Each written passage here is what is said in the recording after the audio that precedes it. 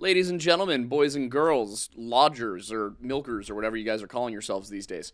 Welcome back to what is now the second episode of the Lore Lads in a recorded format that makes Aiden and I's lives so very much easier, but more importantly, allows us to actually schedule guests for the show so that they don't have to make time on Monday nights at 7 p.m. Eastern Time, which has been hard for us historically. And today we have Derek Sherwood, the author behind, it's Who Killed Betsy?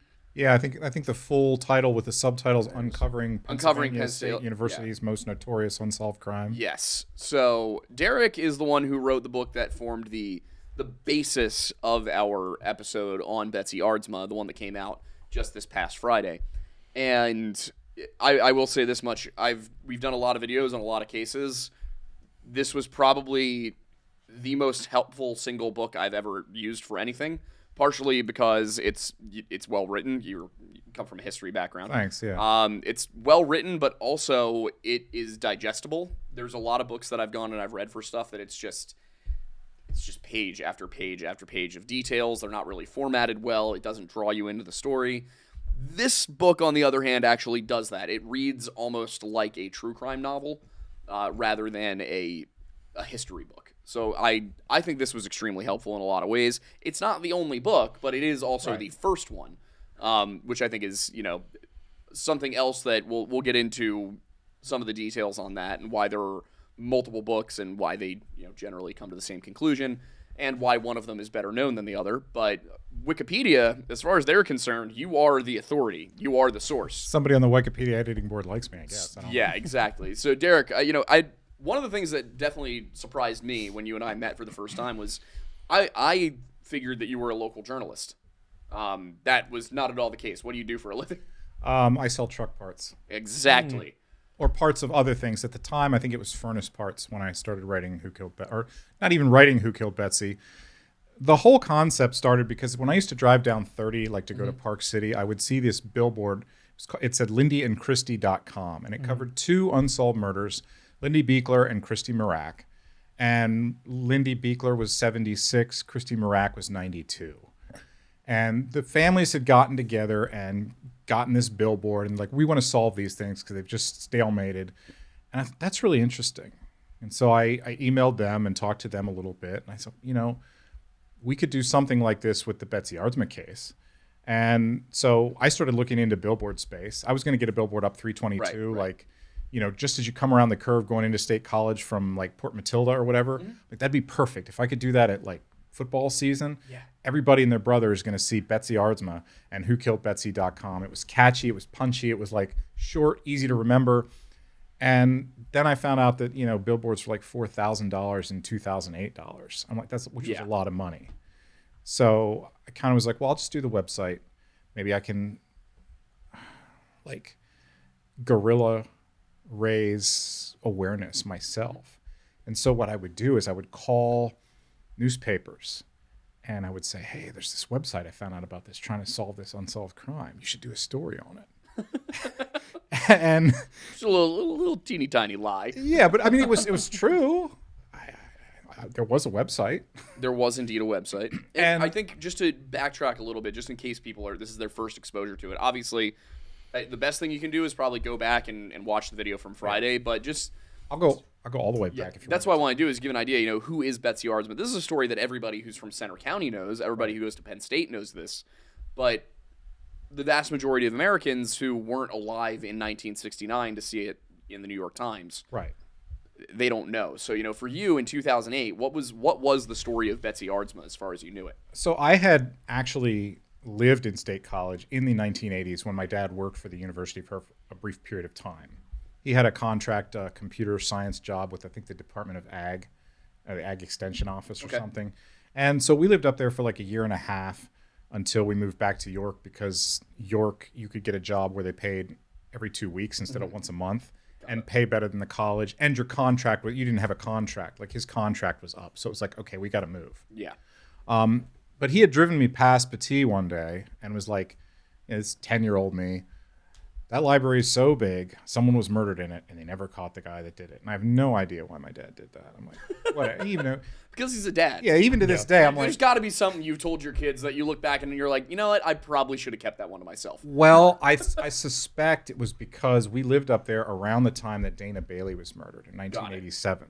So it would have been in the zeitgeist of like somebody got murdered. You know what I mean? And that might have prompted him to mention that little fact about Petit Library. And I never really thought about it again for another 20 years.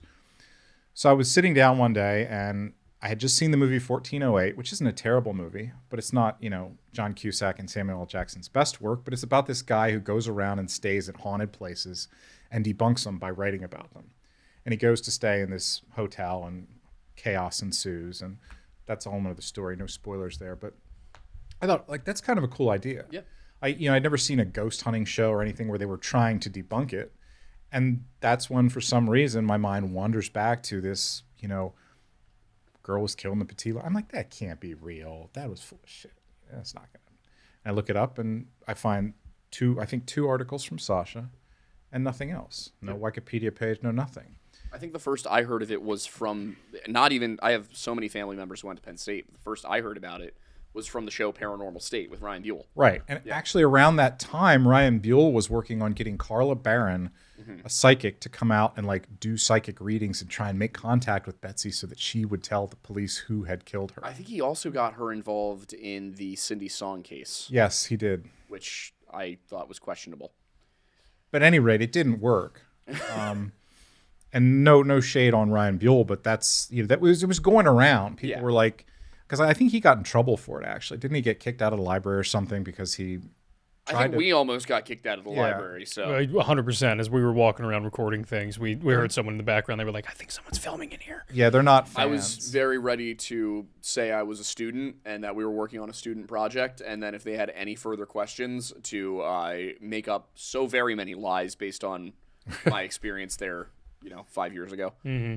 Yeah. But at any rate, how was it? So 1408. I'm sorry, I got to think back through. We were talking about 1408 and the and I just decided there wasn't really much out there about it. I'm like, wow, that's messed up. Like this girl died. It really happened, and it's just a ghost story. It's a fairy tale. It's something dads tell their kids when they're driving, the Pontiac 6000 past a college one day. And that got me thinking maybe it could be solved because of course you're 29, 30 years old. There's a certain amount of hubris that leads you to believe you can do something that, 30 years worth of cops couldn't do. No idea what you're talking about. Never had that experience in my life.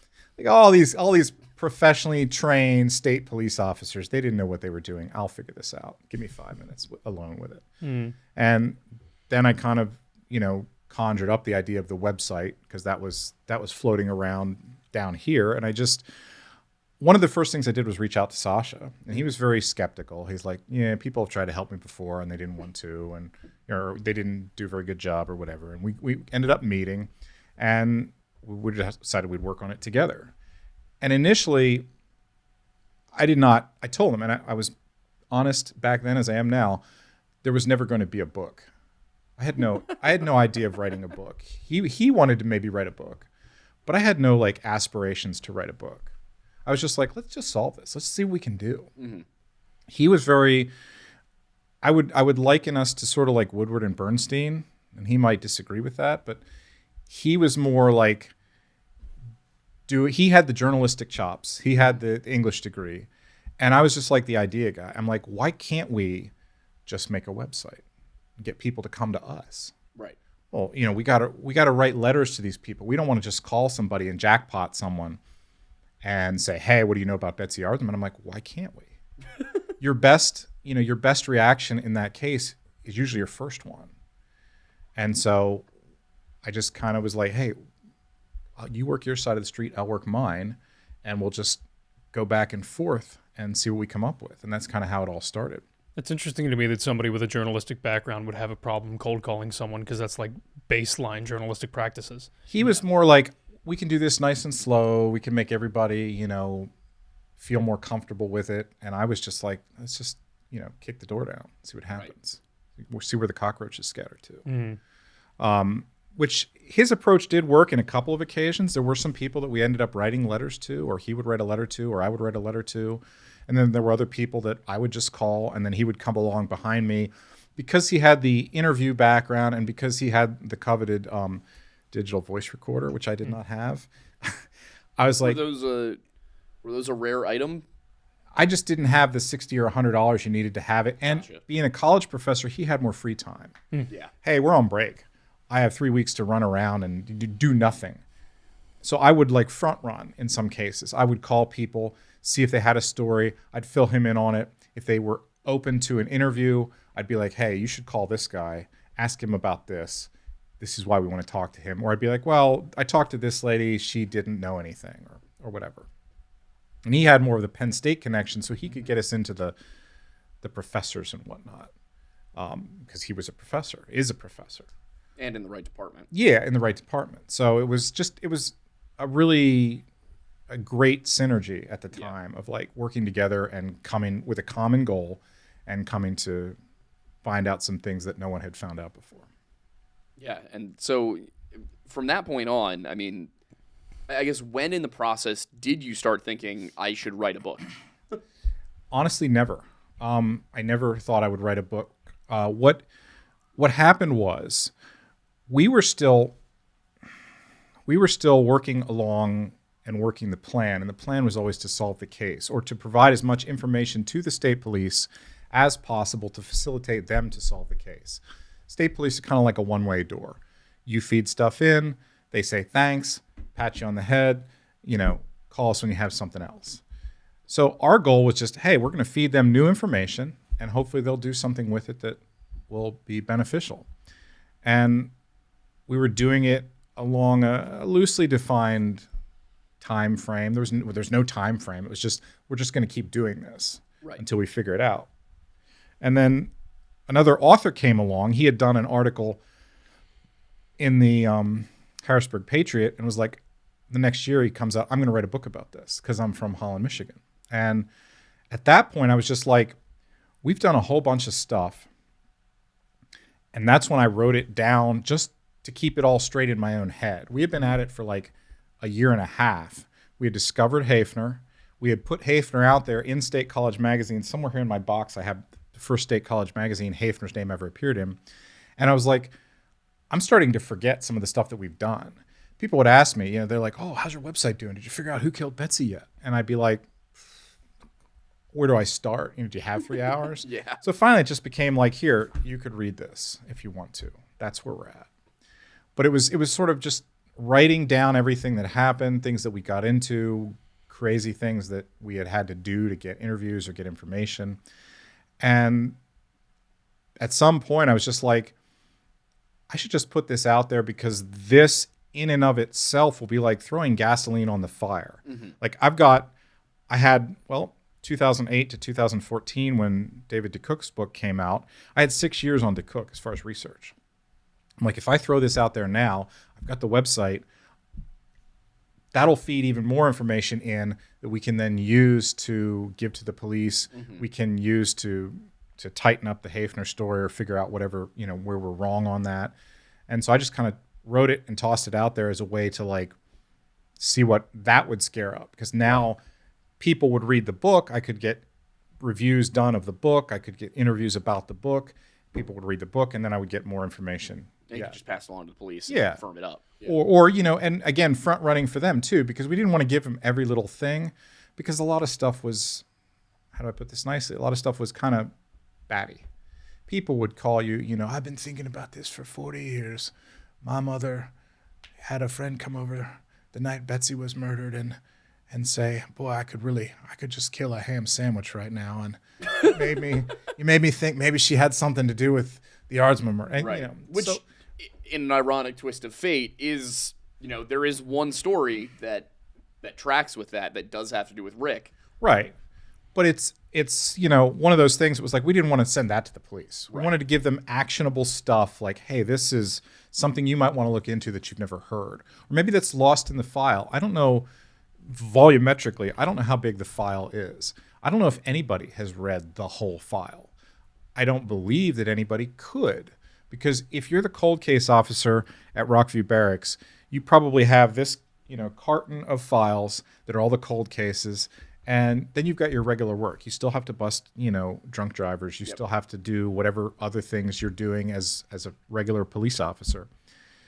Unless you're single, weaponized autistic, Yep. and wanting to take this, 200 box file home every night and read the thousands of pages just to catch up on that one cold case. That's not even Brenda Condon. That's not even, who was the girl they were talking about it was Cindy Song. I think Cindy Song was Ferguson Township, though. She was. Justine Gross was State College. Justine Gross. She was the recent one.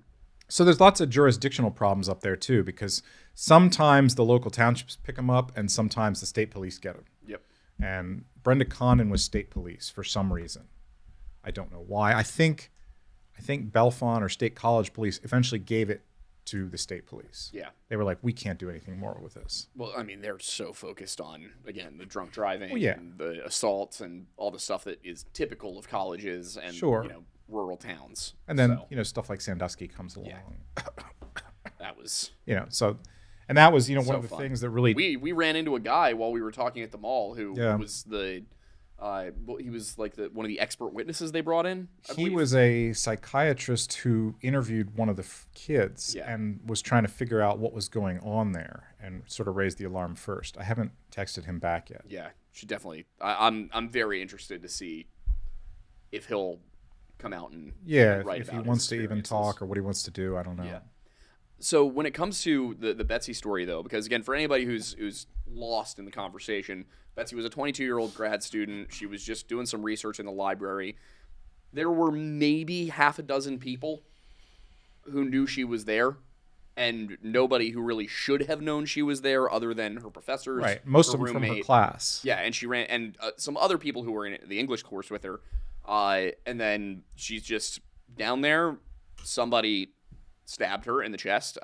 One time, I think one from the time. front. I think so too. Ran out and said that girl needs help or something to that extent. Bunch of witnesses. Nobody can identify the guy. So he's not an English student. That's off the bat. He's not in English 501. People who are either in English 501, teaching English 501, or Betsy's roommate, those are the only people who should have known Betsy was going to be in the library that day. So who was this guy? Who was the man who stabbed her? And Derek's kind of his hypothesis, I guess, is probably the best term for it right now. I guess theory even is that it was this guy Rick Hafner. And I don't know about that's you, who but we're I don't go talking. around just randomly stabbing people that I don't know are supposed to be in a library on a day after Thanksgiving. But some people might. Maybe that's the idea of fun. Kind of where I wanted to go with that was, as you were looking into this, at what point did it go from, man, I really wonder who killed Betsy, to I think it was this Rick Hafner guy? Well, as I wrote about in the book, I always viewed this as like an archaeological excavation. It's closer to being that than a criminal case at this point. There were 40 years of dust on this thing when I picked it up. And the goal was to sweep away what was not useful and find the artifacts that might be useful or might have meaning, but without just, I didn't want to be Heinrich Schliemann, just, let's get this sledgehammer and bust through this wall. And on the back of the wall is some priceless fresco that now we can't put back together because we're in Troy and, we've just destroyed it. So This tracks very well with last week's episode. This is good. So, my goal was to just sort of unearth the facts, more facts than were out there at the time. As mentioned, there wasn't a whole lot out there. And using those facts, try and exclude or include people who may or may not have been involved. My approach with Hafner was always, with anybody, honestly, it was always exculpatory. Give me something that proves to me that this person couldn't have done it, and then I can stick them over here and forget about them. The problem with Hafner was, not only was there never anything exculpatory, he was doing his damnedest to be inculpatory all the time. Yeah. He's telling people, hey, I was in the library that day. Hey, I was dating this girl. He's telling the cops I was dating this girl. He's telling his parents, I'm going to ask this girl to marry me at Thanksgiving when he's down there. His friend Jerry Lintner was there that day. and overheard him talking about this girl, and his mom was just ecstatic. Oh, Rick's going to get engaged. That's what a professor should do. Finally, a girl, not a young boy, just a girl. Yeah. And so, I mean, there never was anything I could come up with that would exclude Rick from involvement. Even, you talk about the... How'd you come across him? So one of the first things I did was, again, going back to people that had messed with it before. And messed with it, I mean, just had been involved in the case. There was an author named Pamela West. She had written a book in 1991 or 2 called 2020 Vision. It was sort of a sci-fi book. It's hard to find, but it's sort of a cult classic now because the disappearance of there was time travel involved. I'm going to sound completely batshit telling you this, but this guy travels back in time to try and prevent Betsy Aardsma's murder, but it wasn't Betsy Aardsma. It was based on the Aardsma case. Got it. The guy's traveling back in time to prevent the murder of this girl in this library.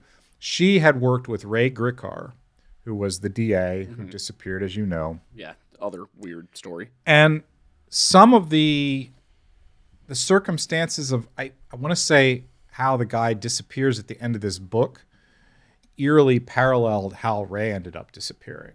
So there's like a whole thing about this book.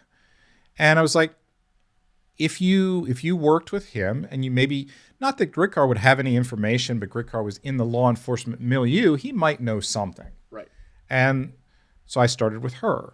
And one of the things that she mentioned was that there was this geography student who had come to, she had been told about, who had come to his professor the night of the murder and claimed, did you hear what happened in the stacks? Or this girl I know got murdered or whatever. And so that was kind of where I started. And one of the first things I looked up was like, okay, Joao Yofinda, he's a geography student. Was it this guy? Yeah. And it ended up being a geology student, and it was Richard Hafner, and that led me to Lauren Wright. I want to say geography and geology were in the same like sub college. So it was one of those things where you were in the right stadium, but it wasn't the right game. You're like, right. Hey, you're talking to Dr. Wright. Hey, you know anything about this geology? No, actually that was geology, however it was. Yeah. But that it was total chance because it was close enough, but it wasn't close enough that we should have found it as easily as we did.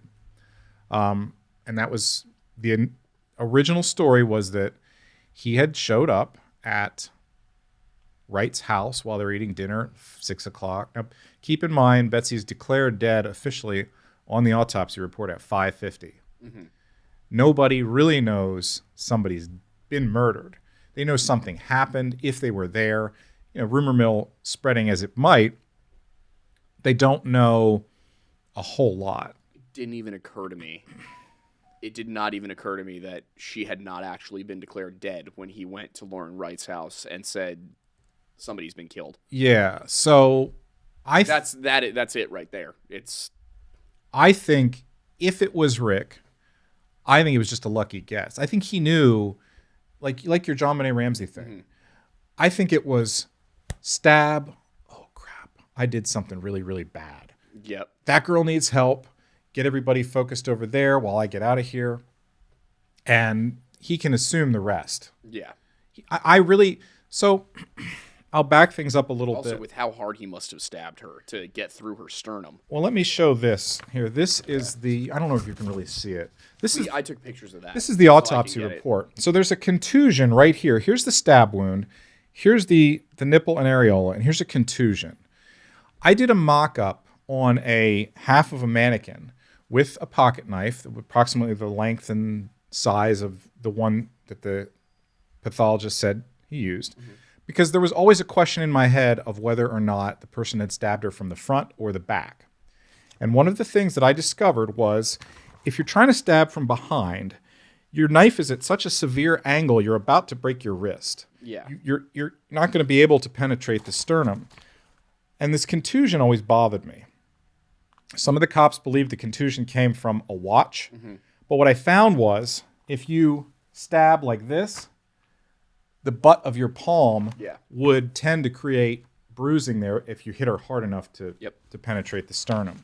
So that's what I think happened, at any rate. He came at her from the front and just whap. And I think he knew, or he had reasonably assumed, not that he was that great of a biologist, No. but just could assume, hey, if I stab someone in the chest with a 4-inch knife, it's more likely than not to be fatal. One of the fascinating things that talking to the pathologist later on was everybody fixates on him saying that was like the perfect stab wound, the perfect stroke. This guy really had to know what he was doing. The other thing that he said was, in fairness, it came to within a literal heartbeat away from not nicking her aorta. If her heart had been in a different part of its beating cycle, she would have had a really bad day. This would be solved, and I'd be sitting at home right now, and so would you guys. Yeah. So it wasn't like it took, some master Navy SEAL to accomplish this death stroke. It was sheer luck. And I mean, luck of the worst kind, obviously. I don't even want to call it luck because that makes it sound like he did her a favor. Yeah. Chance, maybe. Yeah, chance. Absolute chance. Coincidence. If he had, if her heart had been beating 98 beats per minute instead of 99, she'd still be alive. Yeah, the wound itself and the fact that it was just the number of coincidences involved. The fact that she was wearing a thick turtleneck under her dress, that the dress was dark red, Right. that she bled into her chest cavity instead of out. I mean, there were so many other things that if one little tiny thing had gone differently, he's caught immediately. If somebody runs over and realizes Betsy's dead, if Marilee Eardley runs over, crouches down, and there's blood gushing everywhere, or it's very obvious that Betsy's dead, her eyes are open or something like that. No expectation. She's going to yell, "Oh my God, she's dead." Joao Uafinda is not going to chase Hafner. He's going to tackle him. And suddenly, this is a much different story. Right. But because of this series of coincidences. And I think that's an important thing, too, because of how many stories we cover where it's like, how could this possibly have happened? The crazy coincidences do happen. People make a big deal about the red blouse, and I don't see that as a big deal because I think she was just trying to look nice for her professors. Yeah. You got a meeting with both of your professors in a contested class where you're not maybe doing the best, or you've got this project that's due and it's looming over you, and you want to make a good impression as you would. Nowadays, I'm going to sound like like Clint Eastwood, get off my lawn, but nowadays kids go to class in pajamas. Yeah. But at the time, it was like, no, I'm going to get dressed up. It's normal to dress up. I'm going to the movies later with my friend, my roommate. Like, I'll just get dressed up. I don't think it was some secret tryst or, a lot of people speculate, she was going to meet her secret boyfriend or something like that. I don't think that's the case. No. But it gets thrown around a lot, quite a bit more than, if you read the articles, quite a bit more than. Yeah. Based on what she was described to be wearing, I was like, that's a normal outfit for a 22-year-old in the 1960s. Like, a turtleneck and a dress, there's nothing odd there. Right. But everybody's always especially in November. A dress. Oh, it was a dress. I was shocked that she was. It's a dress, but right. It's not slacks or something. A lot it's of cold. Women wore dresses back then. Like I don't know if she was wearing like leggings or anything of any kind, but I mean up there, it gets cold in November. Yeah. It was.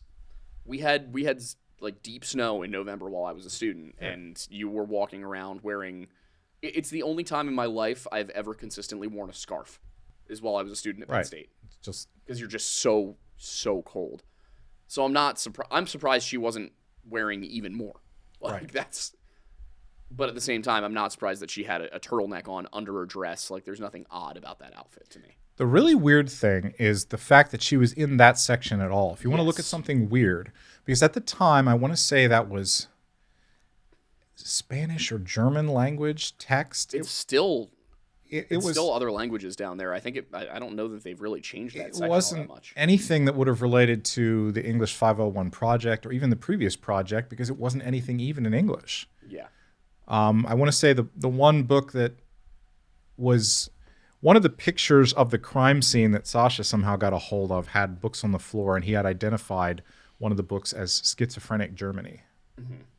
And that's all I know about that. But I'm like, it didn't have anything to do with the ostensible reason why Tchaikovsky would have sent her back. Did you ever figure out what her paper was about? Because that was one thing I wondered was like, what was she writing a paper on? What would the paper have been? Because this was a literature course. I think somewhere in the book, if memory serves, I mentioned she was doing a paper on, there was a poem called Last Instructions to a Painter. Yes.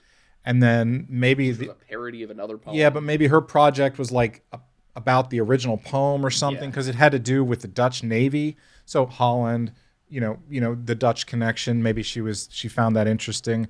I was honestly, I was surprised that Tchaikovsky couldn't remember what book it was that he had asked her. Like, I would think, and again, this is just, opinion, this is totally anecdotal, but I would think that if I had asked a person, a student of mine, to go get something, and in the process of going to get that thing, that student was murdered. Right. I would think I would remember what I asked her to go get. Like, that would be seared into my mind. And to be honest, when I first was reading through everything, before I got through the part to Hafner, and I was like, okay, well, it was there's no question in my mind it was this guy. Right.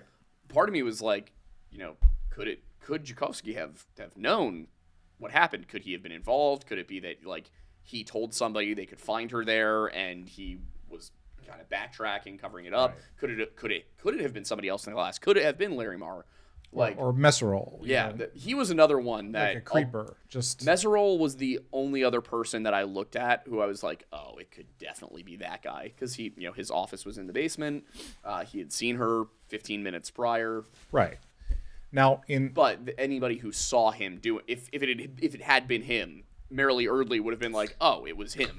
Well, and Messerol at the time, as I talked about in the book, he's not getting away from anywhere fast. No. He in his obituary picture that you had linked on the original podcast, he looks fairly svelte, but he was like overweight. He had a leg brace or something to help circulation. Like, he's not running out of anywhere. Yeah, the main reason I didn't talk about that is because, and granted, if I had had more time to write, I probably would have done that as kind of a red herring for storytelling purposes. Right. Like, oh, let's take it in this direction and explore it, and then explain why it couldn't have been him and come back. But in the end, I only had so much time. The video came out to be an hour long as it was. Right.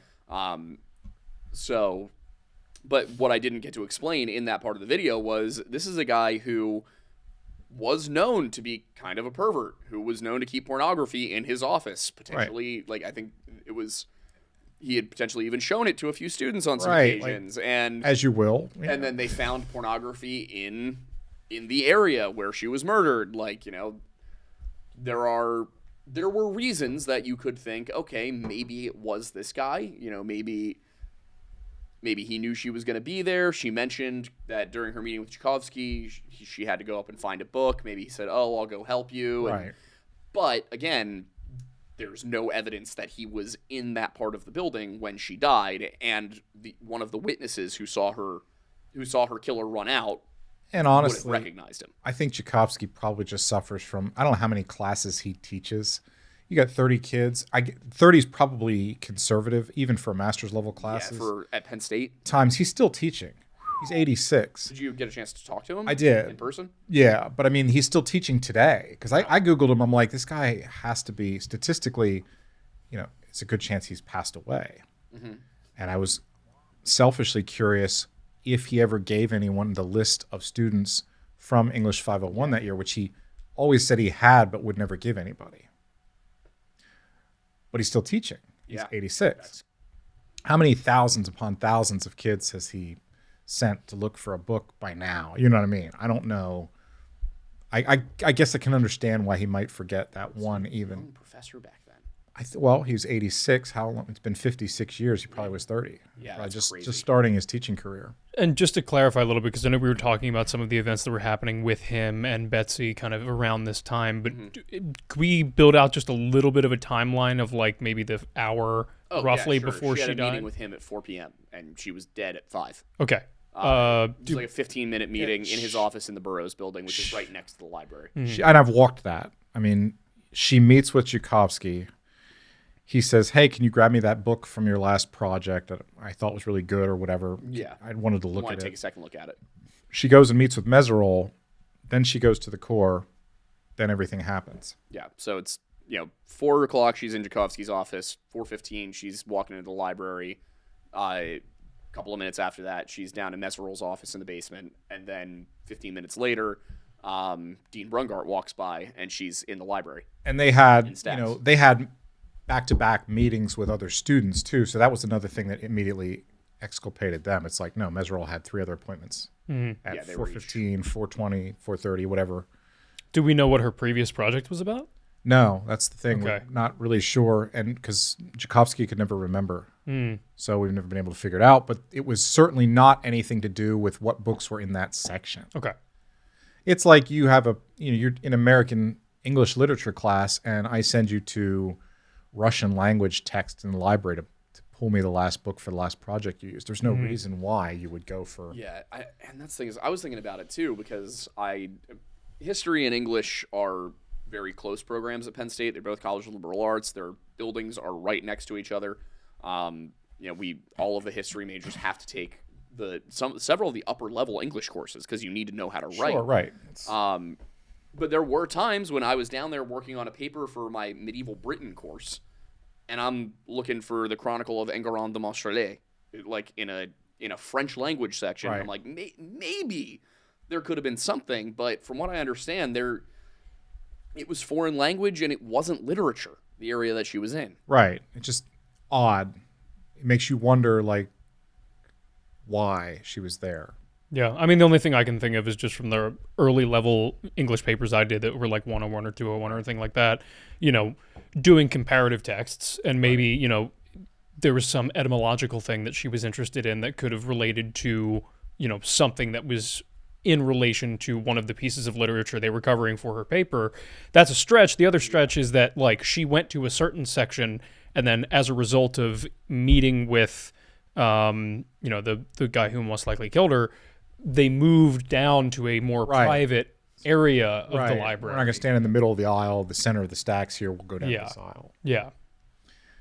Yeah, I don't know. It's all speculation. It doesn't help that there's basically no way to go back and look at what the layout of the library was at the time. Right. Yeah.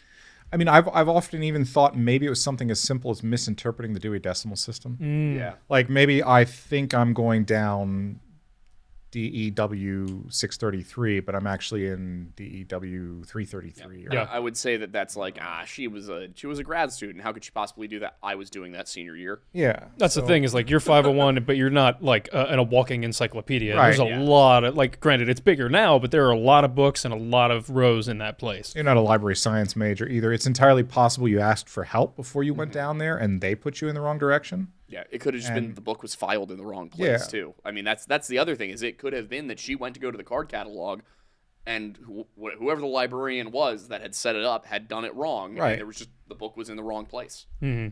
And that's I think something that people sort of they brush right past when they're thinking about this stuff because you're looking for the conspiracy, you're looking for the crazy reason why it happened. The secret little detail that's going to reveal some wider plot. A lot of people just forget, like, people make mistakes.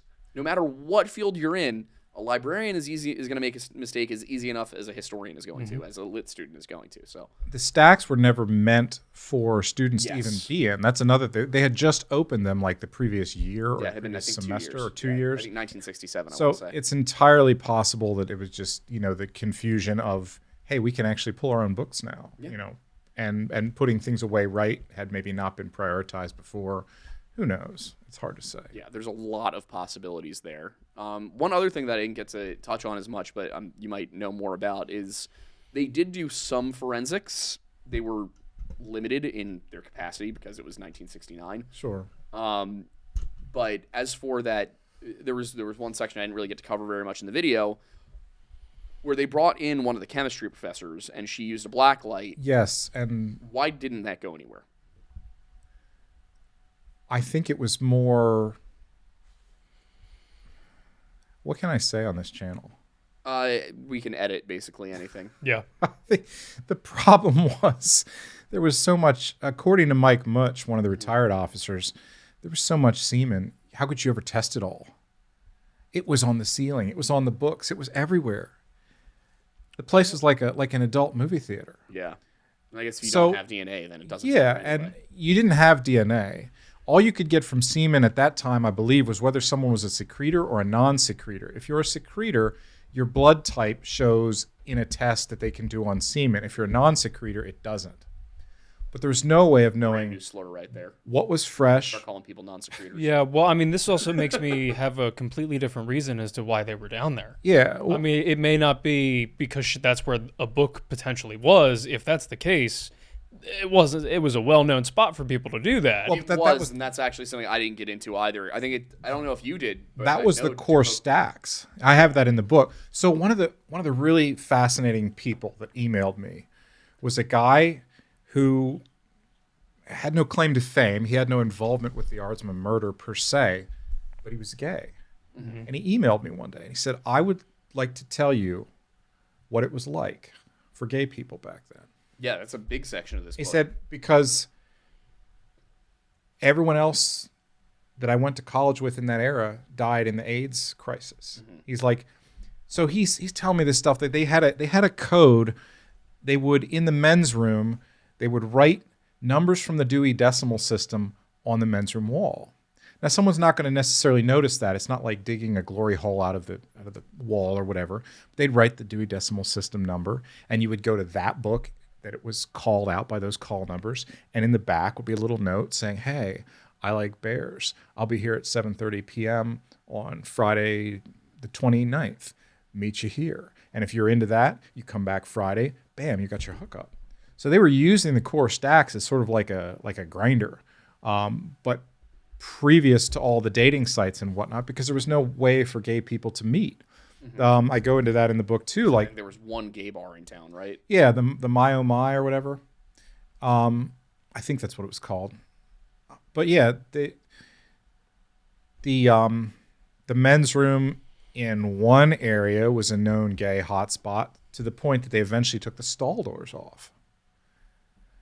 They said it was not uncommon for the campus patrol to come through and bang on the doors of the bathroom and say, "Queers, clear out," just to basically roust them. And the one down by the janitor's closet was only good when the janitor wasn't there.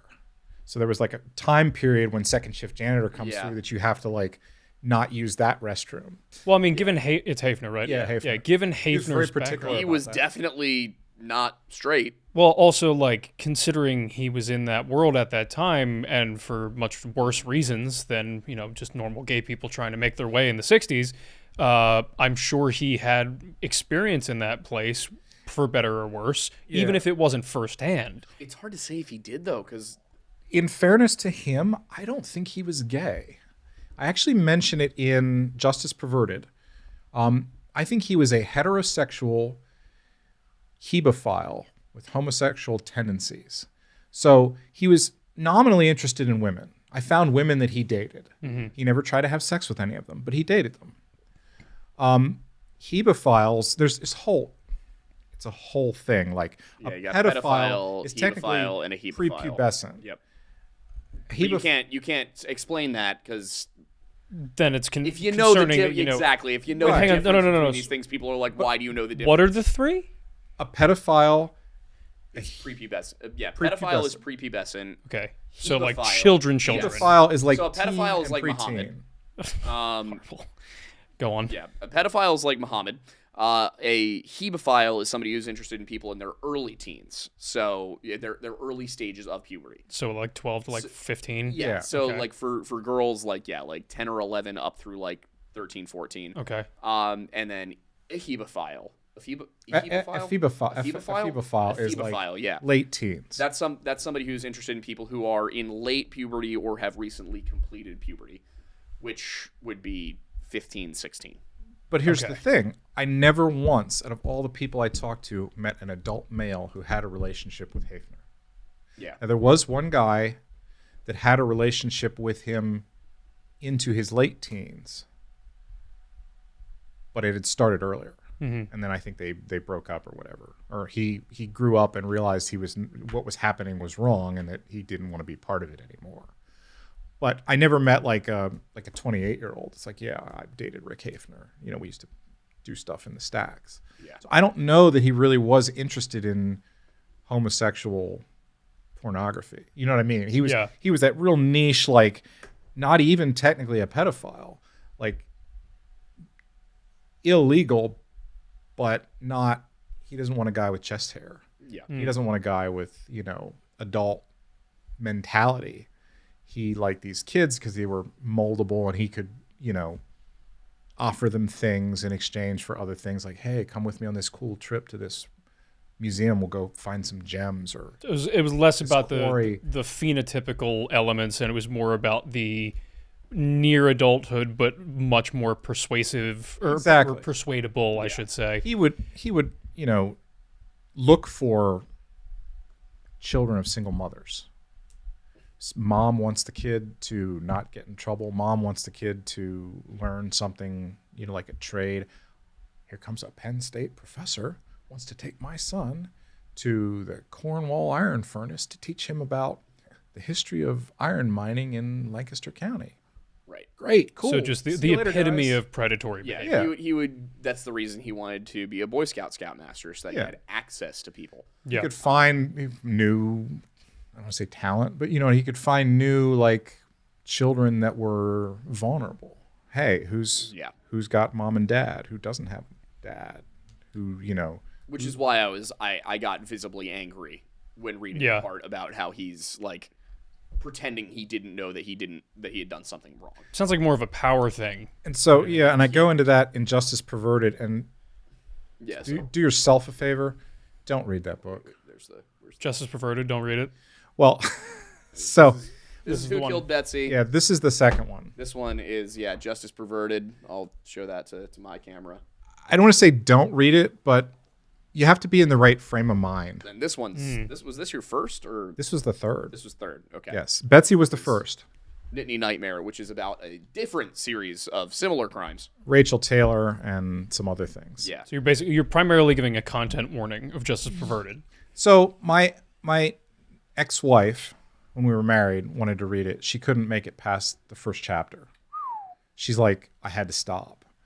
It's like child sexual assault and this ties into Rick, and then we'll tie it back to Betsy here.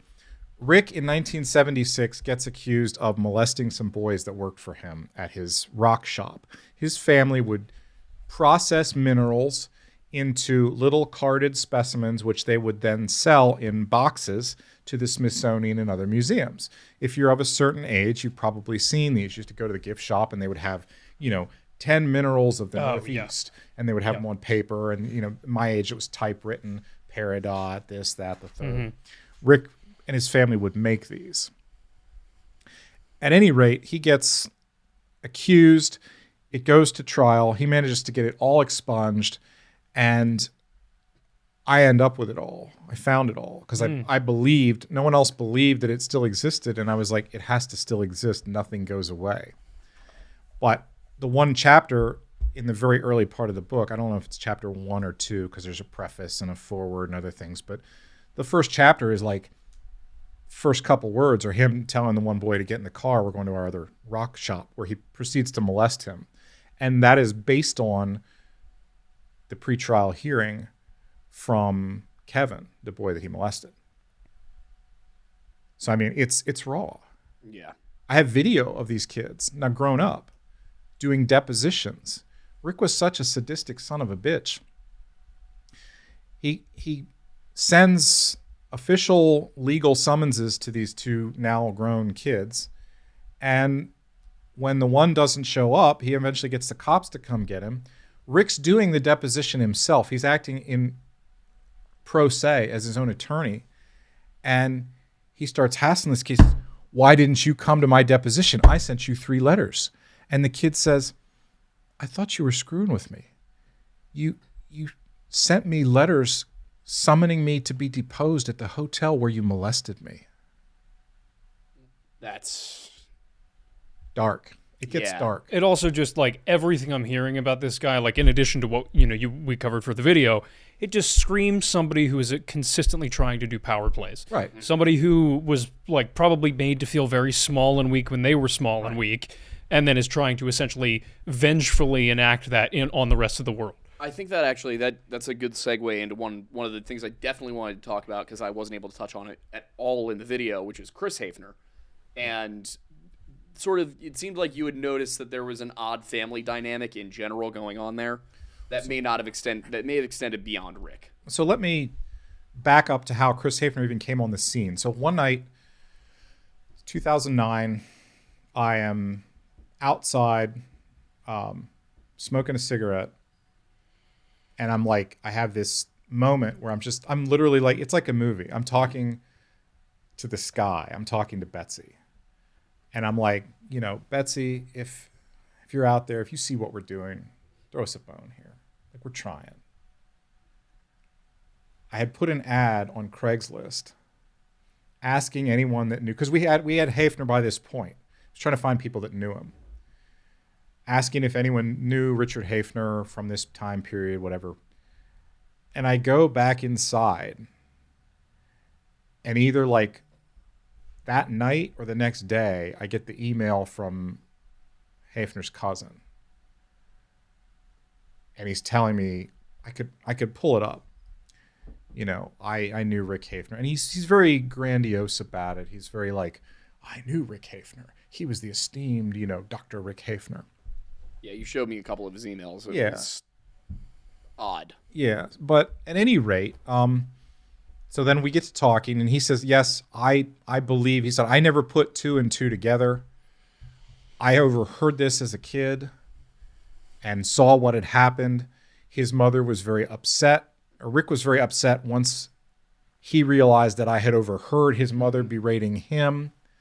And that was the genesis of what was in the book there about. Yeah, it was a segment where he was working in the rock shop. Rick's mom came in, and they went into the other room, and he overheard them yelling. And he just didn't realize that he was still out there working on the rugs. Yeah. And that was, we went out and got him on DVD, on interview. Somewhere I have it.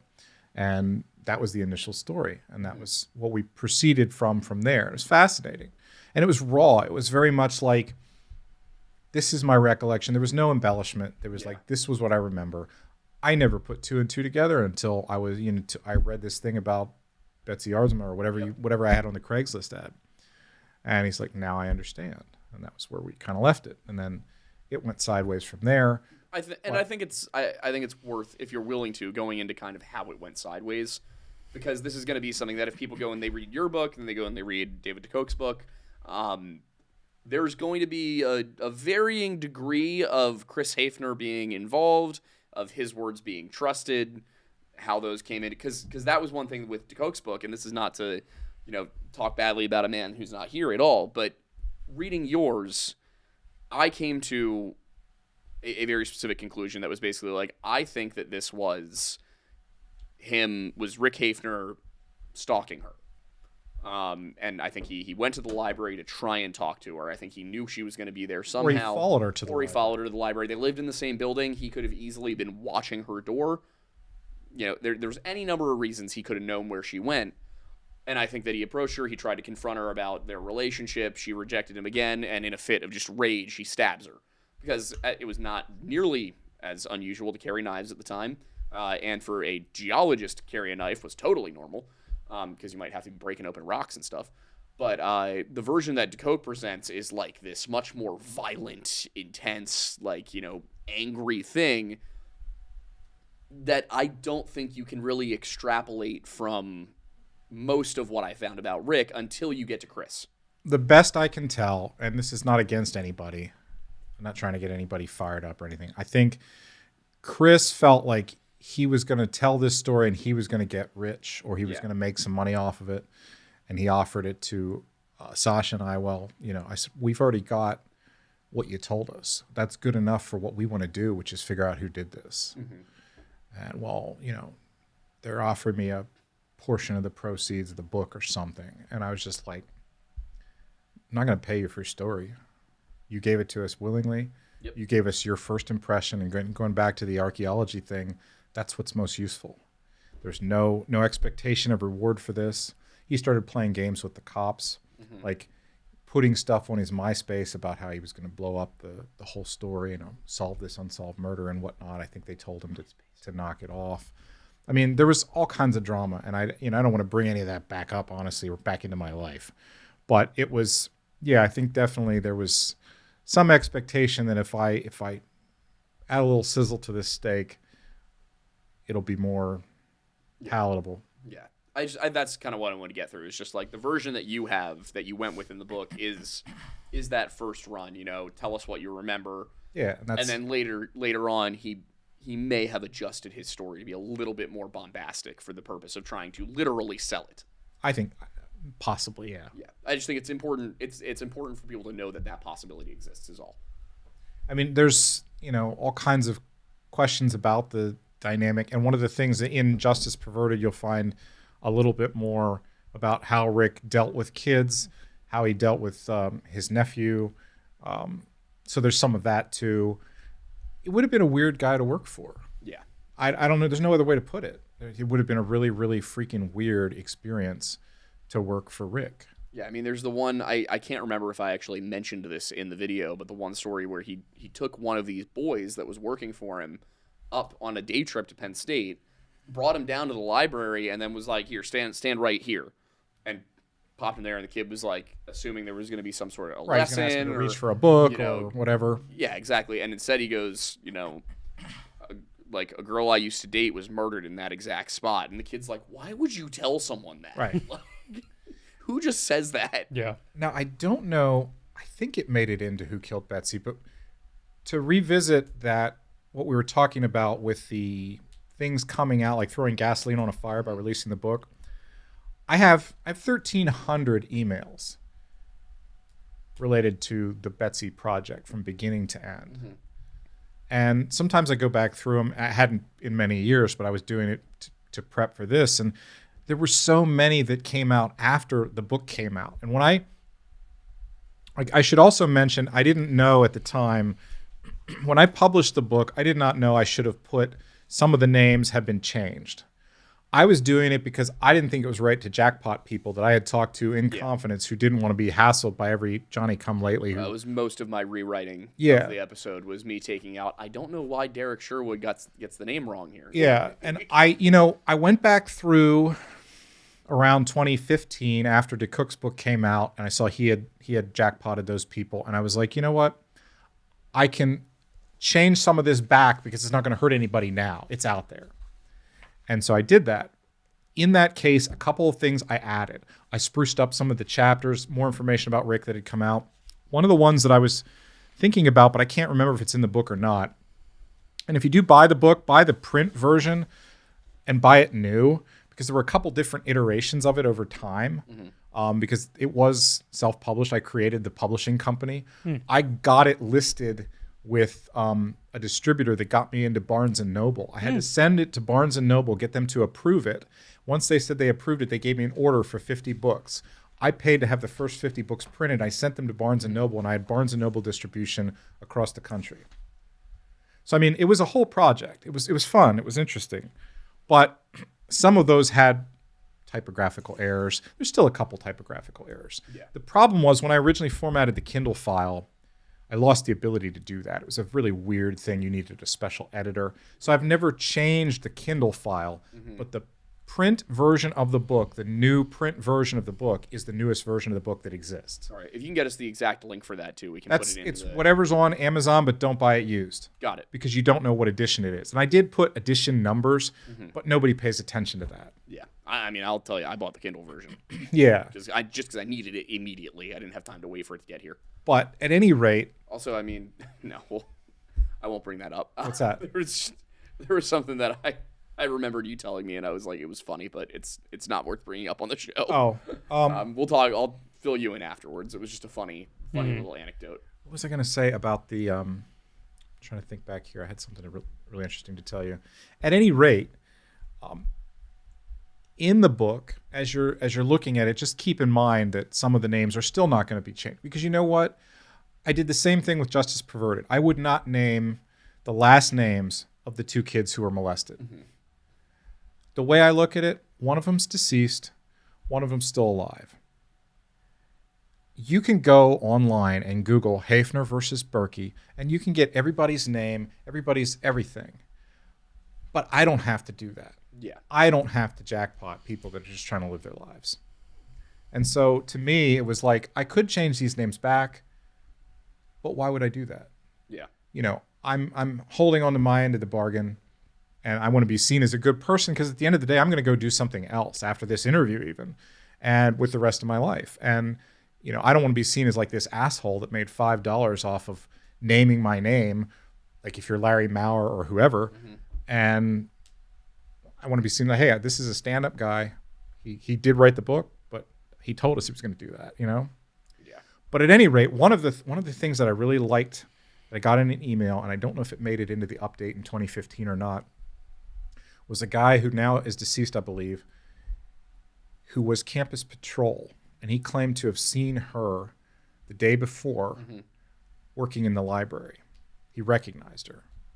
And he asked her if she wanted a walk home. And she said, no, I'm all right, Ted, or whatever his name was. The guy upstairs is out of town. This is the day before she was murdered. And she was in 5A, and he was in 6. Or maybe even, I don't know.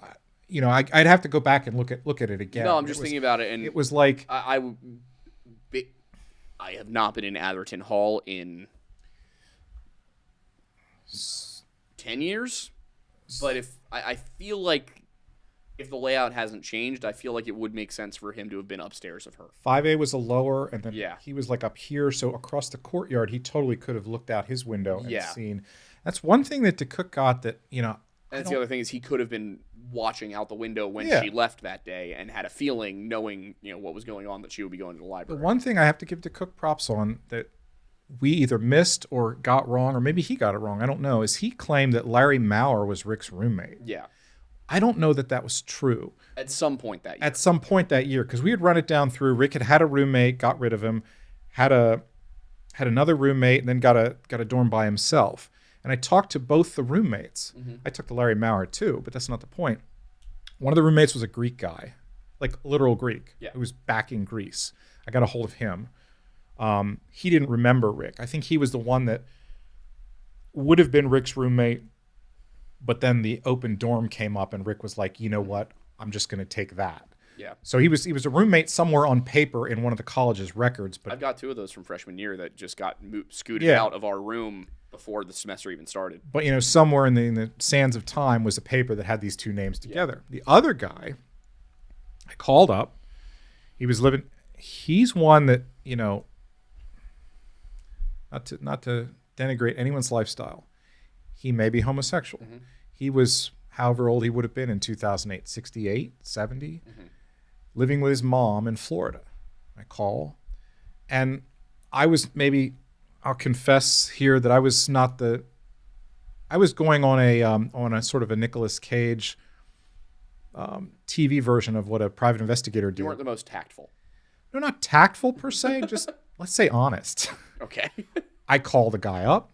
Hey, I'm with the Penn Stater magazine.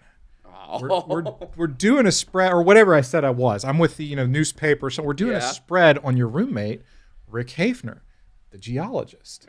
Aiden and his journalistic ethics are sitting here seething. A career retrospective or something. And the guy's like, nope, sorry, can't help you. Gotta go. And I'm like, that struck me as very odd. Because if you had roomed with the guy, I'm not saying anything bad about the guy. I'm not like, hey, I think this guy killed somebody. I'm like, hey, you have any good recollections of Aiden? Yeah. I think you would be able to come up with something nice to say about him. You wouldn't be like, well, yeah, gotta go. Sorry, can't help you.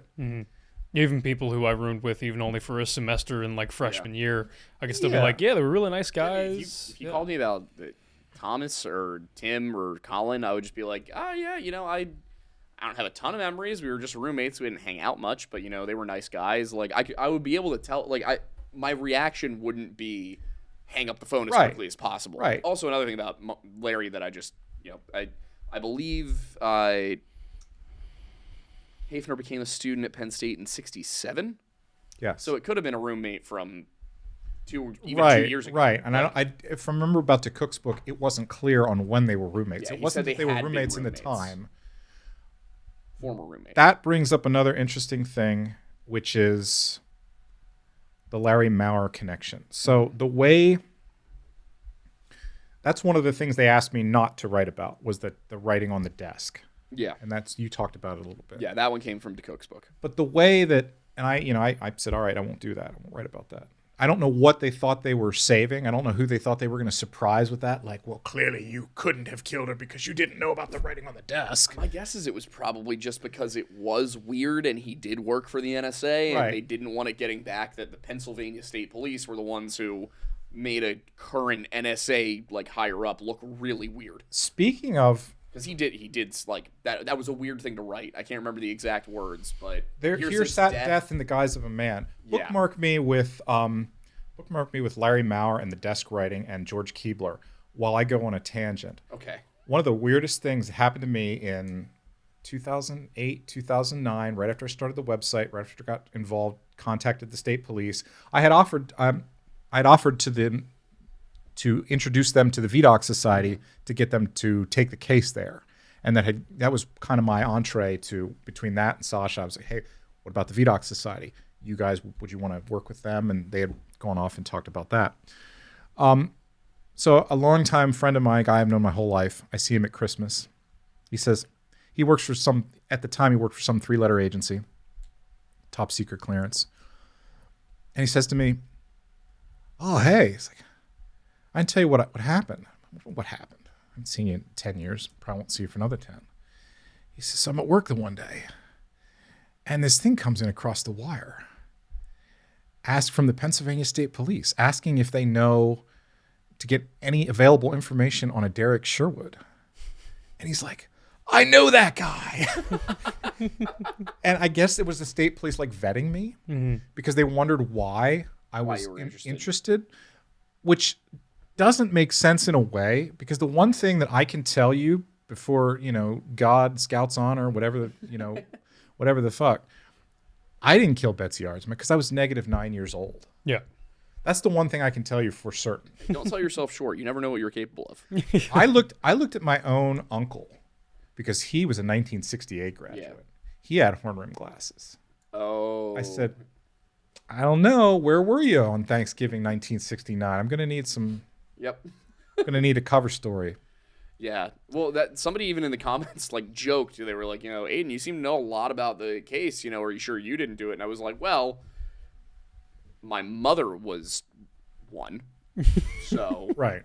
pretty sure I wasn't here yet. Like I think technically, in a purely biological sense, if I understand female anatomy correctly, 50% of the embryo that I was here. And that's it. And we got a really weird one about a woman who we never could really find much about. She had done one manual on sewing. She had been the roommate of someone's mother or something, and this woman remembered her from the mom. She had rented from the mom or whatever, but this woman was convinced that it was a woman that had killed her. And she became like a ghost though. Like you could not find her name anywhere. Weird. Except this one sewing manual on cross stitch from the 1970s that you would have bought at Joann Fabrics. But the woman was convinced that maybe she had stabbed her with scissors or something. I remember there was the way I always heard it talked about was an ice pick. Yeah. And that was the version of the story I always heard. So I was surprised to find out it was a knife. Right. Because I had always heard it was an ice pick. And it was definitely a knife, because I have a pocket knife here. The one I use, this is the same pocket knife that I used for my mock-up of the stabbing. Roughly about yay big with a blade about yay long. I was cutting some boxes, so it's got tape in it. Yeah, it's just a standard pocket It's a knife. regular pocket knife, kind of thing you would carry around. Everybody's like, oh, a big hunting knife, a buck knife. No, it's just a pocket knife. No. Would have been a much bigger wound if it was a buck knife. Yeah. Yeah, it seemed like it was just a little utility knife. Nothing. Any rate, to take you back to Keebler Yeah. and Larry Maurer. Who was Keebler again? Keebler was one of the cops that was on this case. Some of the names from that time period that I've interacted with over the years: Mike Mutch, Ken Schleiden, Ron Tiger, Mike Simmers, George Keebler, all deceased now. Mike Simmers is still alive. Great guy. But the way I understand the investigation, it was sort of a competition of who was going to crack this thing first. They were a bunch of 20 and 30-something-year-old guys. A lot. That's like the I other was. thing is the cops were young. Yeah, a lot like I was when I started messing with it. Like, surely we'll be able to figure this out. We got a foot counter at the library. 400 people came in and out. No big deal. We'll solve this in no time. But there was sort of a informal competition as to who was going to solve it, and it sort of broke up into like partisan politics. You had guys that liked their guy. So Where have we heard this before? there were like 1,000. I want to say they did 1,000 or 1,200 interviews. And this is all memory, so I could be wrong. 1,000 or 1,200 interviews, and you had maybe 50 cops at the height working on this thing. So figure if they're all doing interviews that day, if you did them all in one day, that's every cop doing 20 interviews. Yeah, which if you're in an Not likely. 8-hour shift is a lot. So these guys are all broken into their little teams. Mm-hmm. These guys are interviewing girls. These guys are interviewing guys. These guys are interviewing English majors. These guys are interviewing, library staff. And they're all developing their own ideas of who's got it, who doesn't. Keebler was the one who liked Maurer. Mm-hmm. Keebler was the one, I think, who found Maurer and found the carving. Keebler is also the one, to my understanding or my knowledge, that Cook was able to interview heavily for the book, because a lot of them had passed away or were close to passing away even back then. So you had Keebler pushing the Maurer angle. Schleiden, if memory serves, was the one who had actually interviewed Rick, or at least remembered Rick's name. Mm-hmm. But Keebler was the one that was Maurer. And the story that I was told was that they hadn't really focused on him again until he failed a re-upping polygraph at some point for the NSA. Like, I guess they have to go every so often to renew their clearances. We were listening to a podcast with John Kiriakou, who is CIA, and he said that that's something the CIA does. So I would not be shocked at all if the NSA is doing it too. Then somehow one thing got to another, and they were like, "We're going to look at you again." Yeah, I think it was. If I remember the way the story went, it was that they asked the question, like, have you ever been involved in a felony or a homicide or anything like that? And he went, I was questioned. Right. And it spiked something, and that's why they started to look at him again. And I talked to him, and I got the standard, that was a long time ago. I really don't remember any. I'd love to help you, but I don't remember much about back then. But, there again, I just jackpotted him. I looked him up. Back when the internet was useful, and you had like Zaba search to find people's phone numbers, and they would actually return a good phone number, not one that was disconnected already. I was living in Westminster, Maryland. He was in Ellicott City. I did Ellicott City on my outside sales route, selling truck parts. I called him up. That, didn't have a very long conversation, but I'm like, screw it. But I did it. That was one of the things, though, that the cops were like, don't, we like Larry Maurer. We're going to get Maurer for this. The Keeblers of the world were like, we can still crack Maurer and solve this case. They don't like a dead suspect because there's no, not to denigrate the cops, but there's no glory to a dead suspect. Yeah. If we come out and say, yeah, we figured out who did it. We got it 1 in a 10 trillion gazillion DNA match that this guy did it. And guess what? He died in a drunk driving accident in 2002. Yeah. Well, it's closed. Sorry, we couldn't do better. I do wonder if there's anything that they could have collected back then that they would have held on to that could be tested today. So even my theory is, even if they have, which I think they have the dress, there's no DNA to be had. That's what I'm saying. Is like if there was anything they could get. I just touched you. Yeah. There's some DNA on your shirt. How many other people touched her?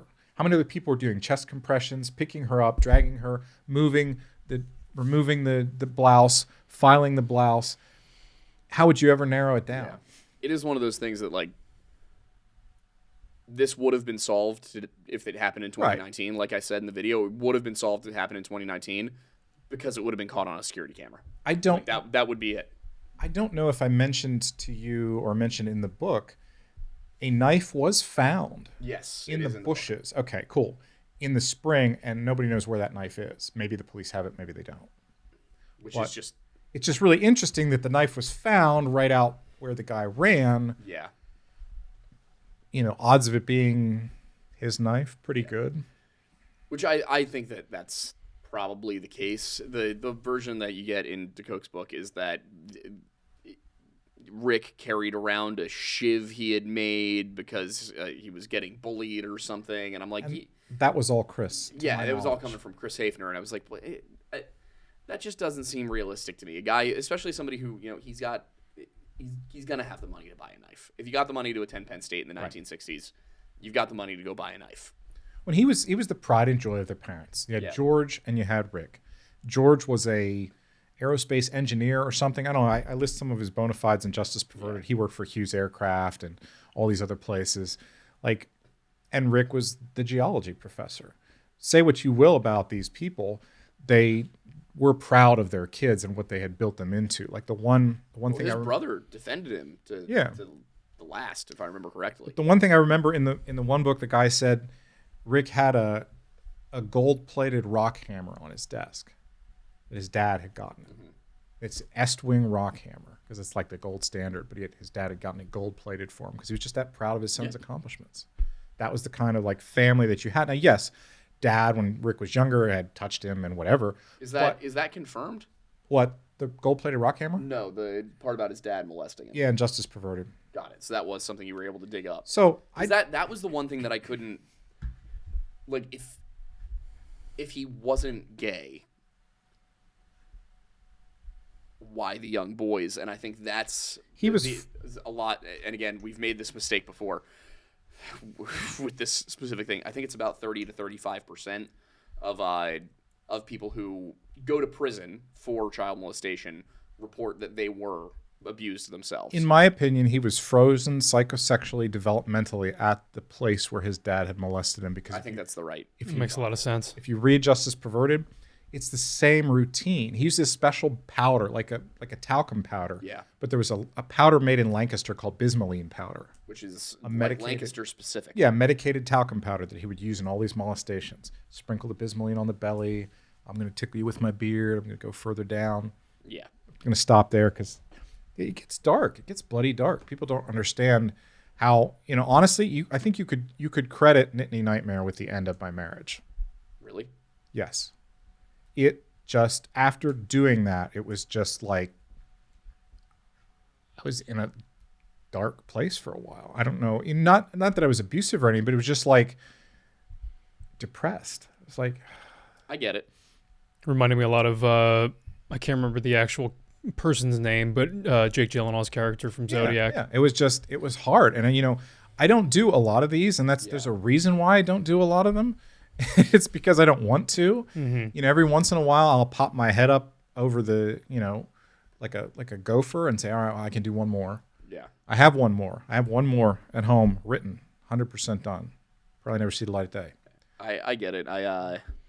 When we did The Sound of Freedom, we did a video on basically going over the movie and going like what was true, what was invented for the film, how did this work? After getting through that, I remember just being like, I need you need a long vacation from what I just had to go through and what I had to read and reread over and over. Like it takes something out of your soul. And I had to, I had an advantage because I had gotten these documents and we could talk more about some of the investigative stuff. There's still some fabulous stories I could tell you guys if we've got time. Yeah, I mean, I definitely got to, I'd say, wrap up in the next half hour, but if you want to do... At any rate, I didn't want to put too much about Rick and the trial into Who Killed Betsy because it was not germane to Betsy. You needed to understand that he was this kind of a jerk, but you didn't need to go into the gritty details. I had literally reams of documents. I had probably 20 different videos, probably close to 100 hours of deposition footage of Rick deposing all the people involved in his trial. Justice Perverted was the closest thing to necromancy I think you could get in a book because it was literally bringing these people back. 99% of them were dead, and here I had their words, their rawest, under oath moments talking about things, and I could just spin it by basically letting them talk. I had that advantage. DeCook did not. He did not have those documents, and he also he was writing the Betsy book. I was like, no, there's more here. This other book could be a whole thing. On Justice Perverted, Rick actually took Hafner versus Berkey, the the whole way to the Pennsylvania State Supreme Court, and he got it enshrined in state law that a mistrial by reason of a hung jury counts as a favorable outcome with regards to double jeopardy. So before, if we try you, the jury's hung. All right, Mattis, we'll see you here next Tuesday. We're just going to do this all over again. Thanks to Rick? No.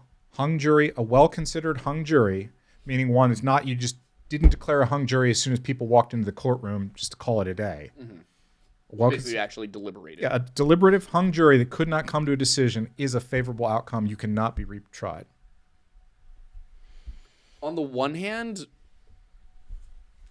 I kind of agree that should be how that's perceived. Right, it shouldn't be I like just hate that it's for that reason. Yeah. Like that is probably how a hung jury should be perceived, because it is legitimately double jeopardy. It gives the lawyers for the prosecution a chance to rework everything and decide what they're going to do. Like, we screwed up this jury, we'll just pick a better one next time. Yeah, it doesn't work like that. Because that's the thing, is theoretically you could just, in perpetuity, just keep doing it over and over and over again, and the state would do that. And there was one juror that just didn't want to hear that the Lancaster police were not corrupt because he got like a speeding ticket or something, as I recall. He's just like, nope, these guys are jerks. I know that they're setting this kid up. Yeah. And I go into a whole thing, and there's a lot of legal theory, and there's not a lot of legal theory. It actually reads really well. To be honest with you, it's my favorite book of the three, because it's just tight. I sat on it for 7 years because it just made me physically sick. I'm like, I can't write this. Everybody in this book sucks. The cops suck. Rick sucks. Nobody's right. Several of the parents suck. The parents suck. There's no way if I write this, people aren't going to, on one hand, I had to thread the needle between defending a pedophile, because I don't think that on the case he was tried on, I don't think he necessarily really did molest Kevin Berkey. I think for damn sure he molested Randy, but I don't think he molested Kevin. That was what they were trying. And they did such a hose job of the investigation that Rick truly believed he hadn't molested the kid, because maybe he hadn't done what they said he did. And they're like, well, what the hell? We just got to run this through because we got to get this guy. So I finally had to thread the needle that even Rick deserved a fair trial. And I think I did that well. But it was tough. And I just had to, and in some cases, to be honest, I had to wait for some people to pass away. There were people that I was just like, I'm poking at something here that's potentially catastrophic. Yeah. The whole fact that clearly Lancaster did know that he was a child molester starting in 1962. The one guy that I go into in the book, and then I'll get to the investigative stuff. There was a whole question about the transcript from the trial. And Rick believed firmly that a second transcript or something had been caught that was not on the official transcript. And he was right. And I start requesting it. I had video footage of one of the Lancaster District Attorney's Office guys who had been a cop, was now an investigator for the DA's office. I have footage of him saying, oh yeah, I had the court reporter make that. I put it in the ABC file on my desk, and I've kept it right there ever since. Do you want to look at it? And so as he's doing this deposition, I'm writing up my Freedom of Information Act right to know law request. And I file it, and they're like, well, we don't know that this exists. And I'm like, okay, here's proof that it exists. Here's your guy that works in your office talking about it. And I sent him some video. Here's him talking about why he had it made, when he had it made, who he had it made for, how he got it, and where he kept it ever since. Oh, well, we don't know that it was anything official. And finally, I just kept nagging them. And then one day I get this giant package like this back, and they're like, this is everything we have left about Rick Hafner in our files. Don't file another right to know law request ever again. And I'm flipping through it, and I'll be damned. There it is. These 3 pages that are different from the transcript I have in my file. Because this colloquy at the bench, an aside between the judge and somebody that had walked up to the bench and some of the, I think it was the prosecuting attorney, had been captured because the court reporter's shorthand sucked. Mm. She couldn't keep up and oftentimes couldn't even read her own writing. So she would record it on reel-to-reel as a backup. Colloquies at the bench are not supposed to be on the transcript. But what that colloquy proved was that, yes, the officer who Rick had alleged had bribed the other kid could have been alone with that kid in the bathroom of the courtroom that day.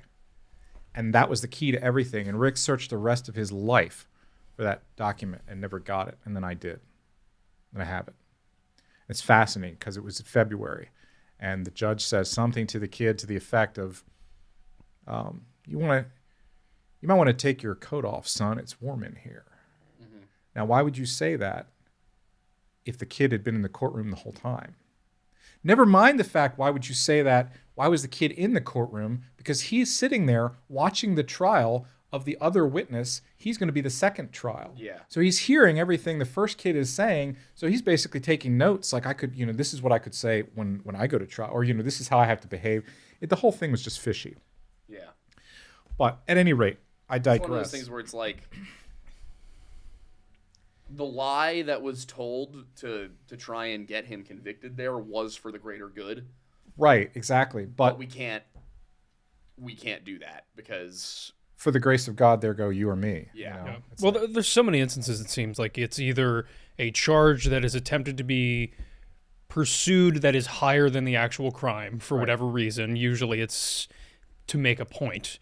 And then the trial gets dismissed because, well, it was actually, murder 2 or manslaughter, but you were trying for murder 1. We're going to plea bargain it down. Yeah, exactly. Like charging Luigi Mangione with terrorism. Yeah. That's a risky charge. Well, that's the thing is like, and in prime examples like that, it's like, do you want to lose the trial? Because even if you have a great prosecutor, if the evidence is against you, get the win for the lower conviction. Right. Yeah, it's why a lot of the time they'll go for 3rd degree or 2nd degree, even if they think it was first. They were just disastrous circumstances. Like, they had changed the law for involuntary deviant sexual intercourse like 3 years before. The hell is and they involuntary deviant? Involuntary deviant sexual intercourse was the statute for like molesting the kid. Got it. It was involuntary from the kid. It was deviant because it was molestation. Got it. Okay. And it was intercourse because it was sex. But then there was a whole like, forgive me, Wedding Crashers, like just the tip, just for a second, like how much of the kid's penis was in Rick's mouth. And they're debating that in court. But they had changed the statute. So it's like it shouldn't matter at that point. point. Yeah, they charged him under the old statute. So they brought him, this whole trial is based on charges of a statute that hasn't been in effect for 2 or 3 years. And it gets to the bench and the judge is just like, oh, well, I guess we'll just have to. Now it's the right charges. It's like, wait, no, you can't do that. You just, you got to start over. That's dirty pool. I'm genuinely surprised that Rick didn't disappear. Yeah. That is probably the most shocking part about this to me is that the dads of Lancaster didn't just handle it. Yeah, I don't know how. I don't think anybody would have stopped him. I don't know how that didn't happen, to be honest with you. I cannot imagine that the police would have, if the law enforcement apparatus was willing to go to the extent of like falsifying evidence to get this guy. Right. I can't imagine they would have, sat down and went, we really need to get to the bottom of where this guy went, Right. Like, he's definitely, is he at the bottom of the quarry? Who knows? Well, how prolific was it, both the information about Rick and also his escapades, to put it lightly? It was well known. And Okay. you'll see that when you get into, like I said, I got a lot of the same documents that DeCook had used in his first book, or in his book, but I just held them to the second book. Yeah. Because I'm like, this isn't really germane to Betsy. This is a Rick thing. Yeah, and I think that is what I liked too about the Betsy Aardsma one is like this gives you everything on Rick. This one gives you enough to make the point. Yeah, and like I say, there was stuff that just didn't make it into Who Killed Betsy because it came in later. Yeah, this is. I mean, I had people who less than 250 pages. It's very digestible. To like if you're trying to get. You want a quick story, overview? That's it. This is the one. You had people that firmly believed that Rick, well, one of the guys that did his senior thesis defense. They do like a panel, and you defend your thesis to this panel of people. And I talked to one or two of them. One of them remembered rumors that Rick had been seen on campus in that day leaving the library. I mean, like people were telling me things that I maybe didn't even make it into the book because it was just like, it was too circumstantial. But I was just like, I don't want to murder the guy. I just want to sell the strongest points that prove that he's a likely suspect. Right. There were just so many, and it was just nothing would let him off the hook. But for example, the one person I had talked to said that when Rick was interviewed by the state police, he called in a favor. Well, they called in a favor to Troop D of the Lancaster State Police and said, "Can you verify this guy's alibi?" Troop D calls Rick's mom. Rick's mom said, "Yeah, he was here." Yep. So that was some of the back and forth where she said, "I lied." She admits to one of these kids one day in the book. She's like, "Yeah, I told Rick would be in jail if I hadn't told the police he was here." She's saying this stuff. She was another person that I think there are thoughts I have about that woman that can't be said on YouTube. Well, you did make it pretty clear in the Friday video of the comparison. Yes, she to another reminds me a mother. lot of Roberta Laundrie. Yeah. Brian Laundrie's mother. The same Brian Laundrie's mother who wrote him a note, which I don't think I'm even paraphrasing by saying that it basically said, if you murder your fiance, I'll help you bury the body. As far as I remember, in my opinion, allegedly, that is what the note said. So, and I don't want to oversell Rick, because there is a possibility, and I've always said there's a possibility I'm wrong. I'm wrong a lot. I do not think you're wrong. There's a possibility that Larry Maurer wasn't. Maybe Rick. Hear me out on this. Maybe Rick's mother.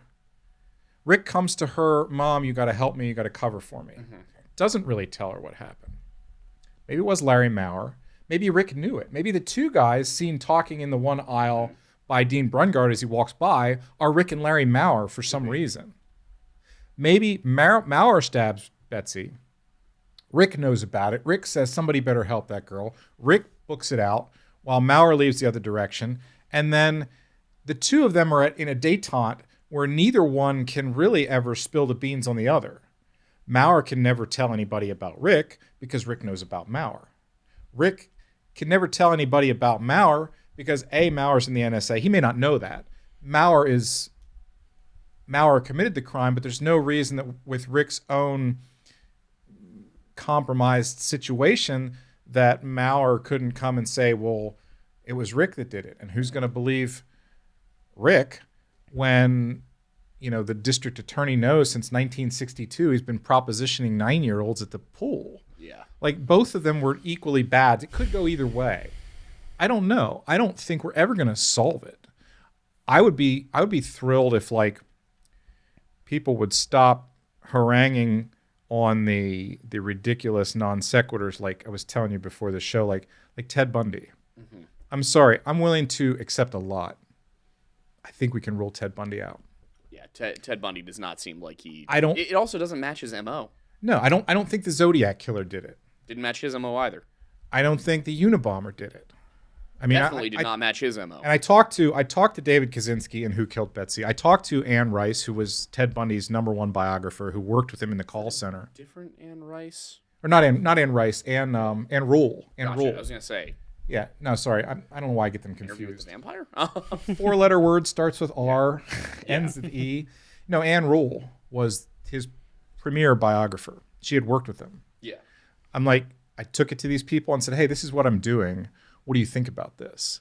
And in the case of Ted Bundy, she was like, I have pretty good evidence that he was at his girlfriend Liz's parents' house for Thanksgiving dinner that year in Utah or Idaho or wherever they lived, out west.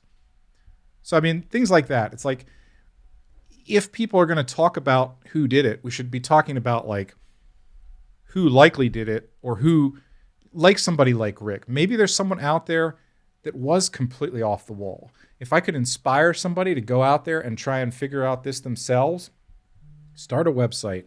Try and find out, if you don't like Rick, give us someone better. That was my goal. I'm like, if this inspires somebody to take it to the next level, and Nittany Nightmare, I think, is a good example of that, because it's about the murder of Rachel Taylor in 1940 in State College.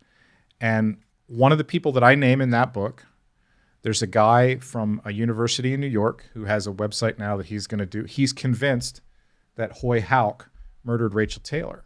And he's going to do a book about that. And I'm like, that's awesome. That's what I wanted. Now this guy's going to take it to this level. You know what I mean? I can only take it so far. I've got Rachel Taylor's name. I've got Betsy Aardsma's name on people's lips. Now you take it the next part of the relay race. That's generally where we're at with JonBenet Ramsey. Yeah. The same thing is like basically put all the information together in a way that maybe people hadn't understood it before. Right. And then somebody else takes it to the next level. And then I don't have the ability to go and get the information from the DA there now and pull that together. But that's what's so important about that kind of citizen journalism from people who aren't working for a network that's worried about getting sued. And that's one thing that I think, I could go on, and I got to let you guys go, but like, there's an unpublished version of Who Killed Betsy, which is right here, which is the full story, the one that was not edited, the one that had all the things I wasn't allowed to tell or that the police asked me not to tell or whatever, all the real names. Have you considered, maybe redacting the names? I've thought about it. Matter of fact, here it is. Here sat death in the guise of a man, RSK. There's 3 initials at the end of that. RSK, which I don't know. Wouldn't be Larry Maurer, wouldn't be Rick Hafner.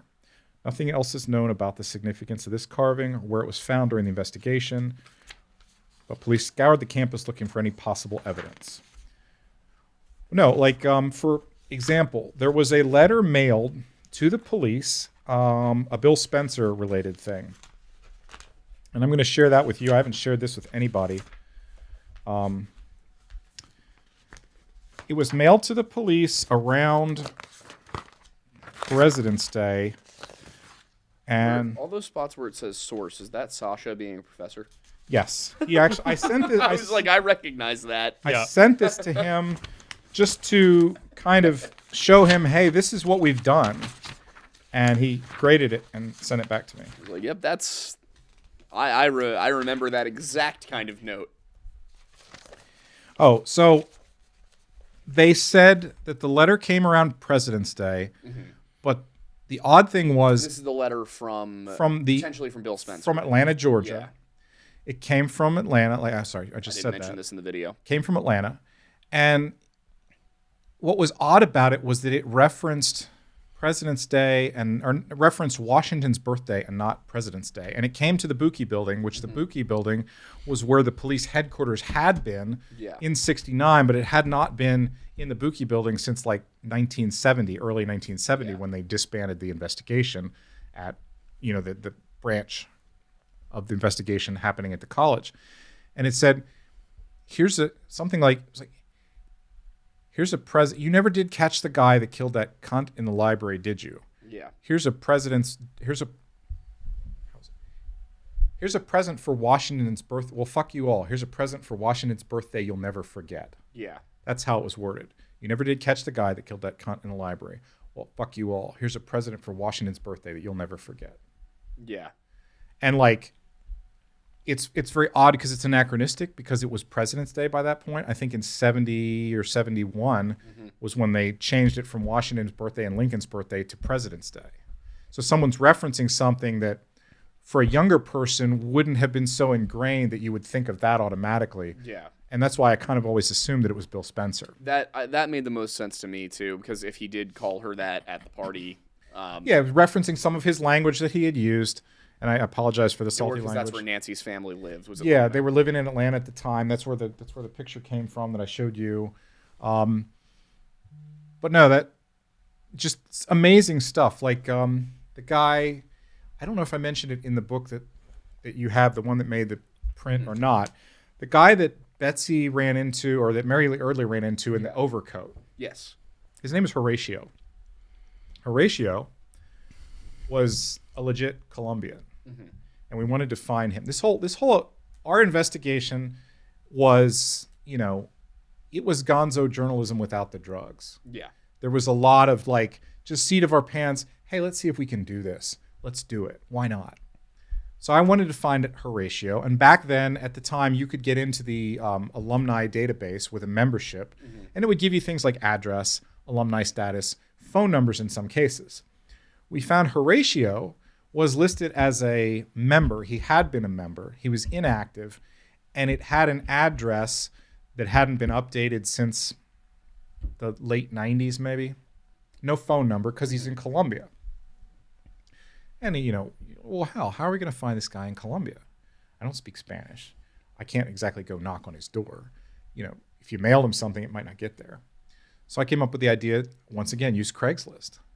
I put an ad on Craigslist in Colombia and was like, hey, need help finding this guy. I'll pay somebody, I think it was $20, to go to this address, find out if this guy lives there, and give me his phone number.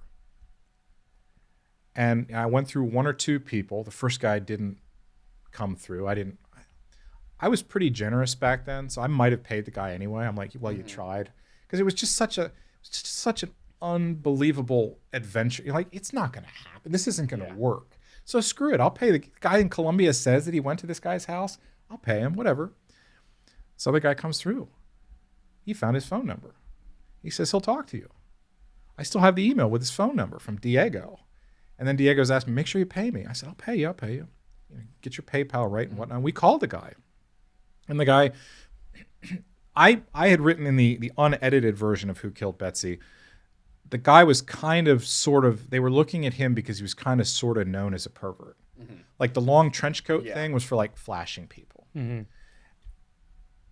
I don't know what the story was because, the cops wouldn't exactly tell us stuff like that. But that was the rumor, that Horatio was around the way. He was well known to the library patrons as sort of this creepy guy that would mess with girls. Yeah, I remember there being stuff about him following women around. And he of course denied it. Yeah. But, here again, we talked to him. And I'll take, a lie to my face over somebody that I never talked to any day of the week, whether it's Larry Maurer, I don't remember anything. Hey, that's cool. But you had to tell me that. At least I talked to you. I checked the box. You can't say that I didn't go,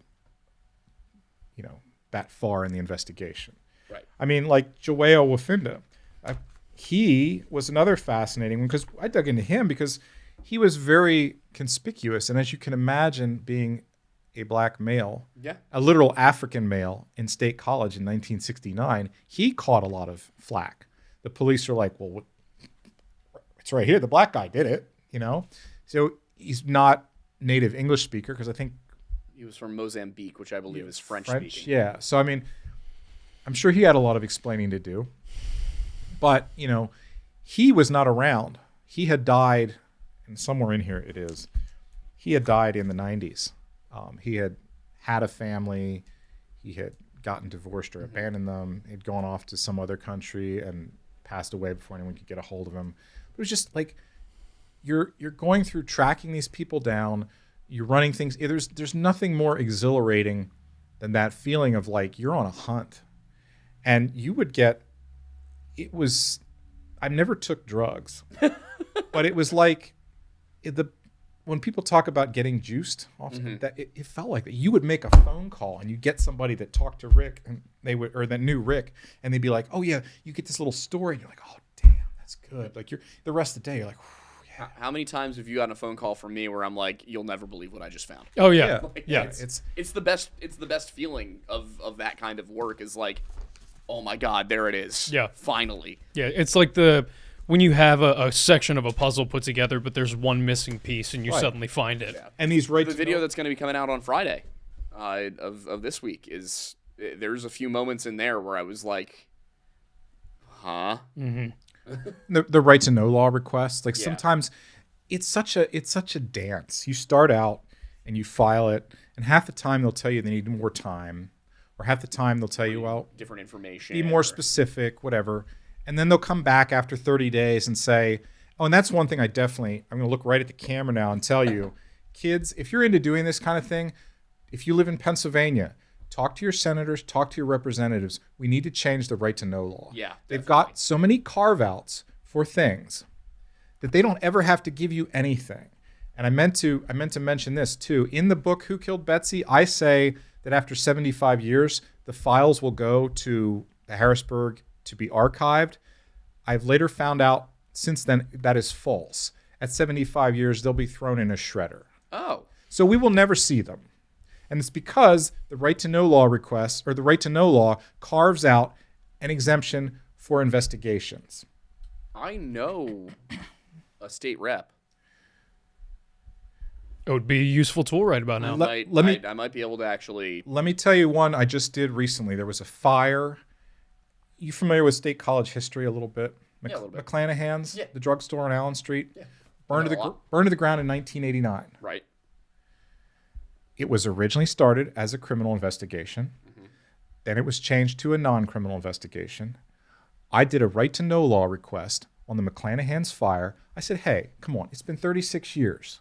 The statute of limitations on an arson is 5 years. Yep. You never solved anything. You never charged anybody. Would you please just give me some pictures or something I could use, because I'm just curious about it, because that's when I was living up there. Yep. I took it all the way to the Office of Open Records on appeal. No, we don't have to give you anything, because it doesn't matter if the statute of limitations is 5 years. It's a criminal investigation. We never have to give you anything about it. Yep. That's the rules. That is the one thing that I have had to give David Politis credit on the missing 411 stuff is that, I mean, I was looking at the sheet you had out there with all the exemptions. Exemption, I think it's B7 or 7B or something like that, where it's like, if this document could pertain to an open investigation, they have all the or cards. mention, an open investigation, or if it sounds like another open investigation, then we don't have to give it to you. And it's like, I mean, with the Stacey Aardsma case, it has been 45 years almost. Yeah. Investigative records. Even if they close the investigation, that was what DeCook, I will give him that. He took it to the Vaughn Act, which was where they made the inventory of everything in the file so that nobody will ever get anything out of the Betsy Aardsma file. He had a point. He said, well, if you're telling people, and I have an email where someone was told that in Betsy's family that Hafner was the killer, most likely, and that it would never be solved because he was dead. Mm-hmm. If you're telling people that Hafner did it and Hafner died, then the case should be closed and you should be able to show me the file. Yep. He's not wrong. But the problem is they have an exemption for investigative records. Even if the case was closed, they only would have to send you things related to the trial. Like when I did a right to know law request on Spring Dawn, who was she was a girl found outside of Bellefonte in 1991, about the time Brenda Condon disappeared. Mm-hmm. She had been dumped from a trucker. Jeez. And they took him to trial and they put him away. Mm-hmm. I did a right to know law request on that. Got a whole CD of all the trial documents, everything they had. Nothing investigative. So like they have this huge loophole to where no one ever gets to see it. Like Rachel Taylor, I talk about that in Nittany Nightmare. I really felt when I called, I had been on that one because I was under the mistaken assumption that the 75-year thing was real. Mm-hmm. And I had been on that since like year 70. Yeah. So like 5 years passed. I'm like, okay, we're going to do this again. File it again. Now I get a completely different answer. Before I got this state police file number XYZ123 contains investigative yada, yada, yada. This time 2018, I get, there are no responsive records. Please note, all crime records, including homicide investigations, are destroyed after 75 years. And I was so gobstopped that I called the state police contact that they give you, the person who looked at your record and, certifies that it's legitimate and that they didn't have anything. And I said, what do you mean destroyed? I forget the wording. It's in the book. Like, well, I would assume that we mean shredded, but let me check. She puts me on hold. I'll never forget. I was standing in the warehouse area of the one truck place I worked at. So on hold. Do. She goes, yeah, shredded. They shred them at 75 years. I felt like Rachel Taylor was victimized twice.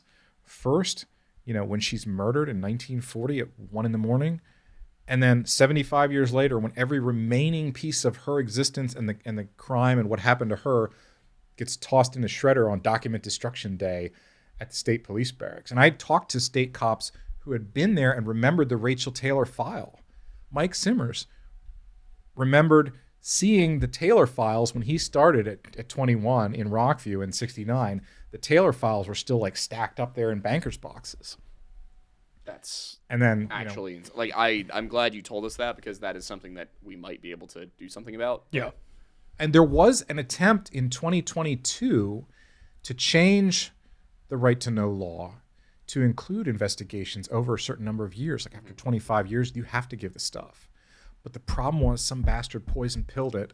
And what they did was they added a rider that if you did multiple requests or something, the agency could say that you were being a pest, and they could then file charges against you for being a pest. And then the ACLU didn't get behind it, and the bill never went anywhere. But somebody tried, and I was like, oh, yes. And then I saw why it never went through was because they were trying to make, like, when I nagged Lancaster for the Rick Hafner documents, what they could have done was come back and said, no, you filed three requests for this same piece of information under different auspices. You're just doing this, to be a pest now. We can charge you with a misdemeanor or something. I think, and the ACLU tapped out. So, no, we're not going to. The law is fine as it stands. BS from the ACLU. That makes me angry. And as somebody who has historically supported them. But yeah, that's the good news is that something can be done about that. Yeah, I maybe think what it takes is a push from us and Nick and Isaiah, and if enough people come together and say, hey, like these laws need to change. Yeah. Let's look. We're year 56. Yeah. In 19 years, Betsy's going in the shredder. Poof, gone. I'm going to steal the Betsy Aardsma records of independence. Yeah, like Nicolas Cage. That's one of the things I was like, man, I just wish I had, Man, I wish I was Nicolas Cage. I wish I didn't have glasses so I could have become a police officer so I could go up there. Like, it's such a long con infiltration. I wish I could waste my entire career getting to the point where I could steal these documents for this thing I probably wouldn't have cared about it if I had become a police officer like I wanted to when I was a kid. Yeah. All right. Well, we definitely have to wrap up. So, Derek, do you want to tell people where they can find your books, where best to buy them? All right, to my Why they should buy them. To my undying shame, you can find them on Amazon and Barnes and Noble, but I just am not a fan of Jeff Bezos and his exploitive treatment of workers and everything else. And you getting this at 2 a.m. if you pay $9 extra, something wrong with that. They're all, I'm biased. I would tell you not to read any of them just because I'm hard on myself, but they're all very good in different ways. Please do not read Nittany Nightmare and then go and leave me a 1-star review because there's too much football in it. Because there is actually this is a dual narrative. It's about the Penn State football team in the same era that all these serial killings are believed to be going on. And so you kind of needed, it's kind of like Devil in the White City, if you're familiar with that book. I'm not, but Devil in the White City was a book about H.H. Holmes and the Chicago World's Fair of like 1898. Right. So that you needed the up of the football team coming to their first bowl game in 20 years and their last bowl game for another 20 years till Paterno came along. Yeah, that almost made it into our videos. I almost mentioned how like this was like I couldn't find a way to work in enough evidence to say, the school downplayed this. Right. But in my opinion, the school downplayed this a little bit because Penn State, it was finally winning games again. Right. They didn't want this to be the story. And that actually was the issue. This is why I called it Nittany Nightmare, because I actually found documents from the president of the college. Sorry. I actually found documents from the president of the college, from the board of trustees, where they were losing enrollment to the point that they weren't sure how they were going to pay the professors for the fall classes because young women and their families were saying, we're not going to send our daughters here. They're going to get murdered. It's not safe. So it really was like an existential crisis for State College, which they were able to turn around. If you like reading about child molestation, definitely pick up my book. Justice Preferred It. What a pitch. Incredible. As you can tell, I have a day job. I don't have to do this. So I mean, if you want to read my stuff, that's great. I wish you would. I would love. I've always said I write books that I would like to read about niche things little cases, fun, interesting stories that lead you in different directions. I would love if one of your listeners or one of your viewers one day writes a book and comes on and I can buy their book. In the same way I'm looking forward to buying the book of the guy who's doing the Rachel Taylor one. Oh, the Rachel Taylor one. Yeah, so I mean, definitely read them. They're good reads. Please, think twice before giving me a 1-star review, because the 1-star reviews really hurt. Yeah. They throw the whole algorithm off. If you hate them, just, 2-star review. Yeah, 2 stars is good. I actually have one. Some lady wrote one for Nittany Nightmare, and I don't want to say anything because she'll probably change it, but she was older, and I guess she didn't realize that 5 stars wasn't 1 star. So she gave me a 5-star review and then absolutely excoriates me in the review. This book sucked. I hated everything about it. There's too much football, not enough crime. Too much football, not enough crime. That's all time. Hey, what a great it's a recommendation. 5-star review. I'll take it. Yeah. But no, I just, I hope that at the end of the day, I've done some good. I hope I brought some, it was rewarding to me to hear that maybe Betsy's family found out that Rick might have been the guy that did it, and they were happy with that. Like, that's enough for me. I'm like, I did something. At the end of the day, the idea of who killed Betsy, all the money I sank into these that I never got back, because, books, writing's a whole nother That's why racket. I want people to buy them, is to make sure you at least make your money back that you put into it. Yeah. That'll never happen. It might. Hey, the show gets a lot of views. Yeah, I mean, maybe if you can get like Christian Bale to be Rick in Justice Perverted or something.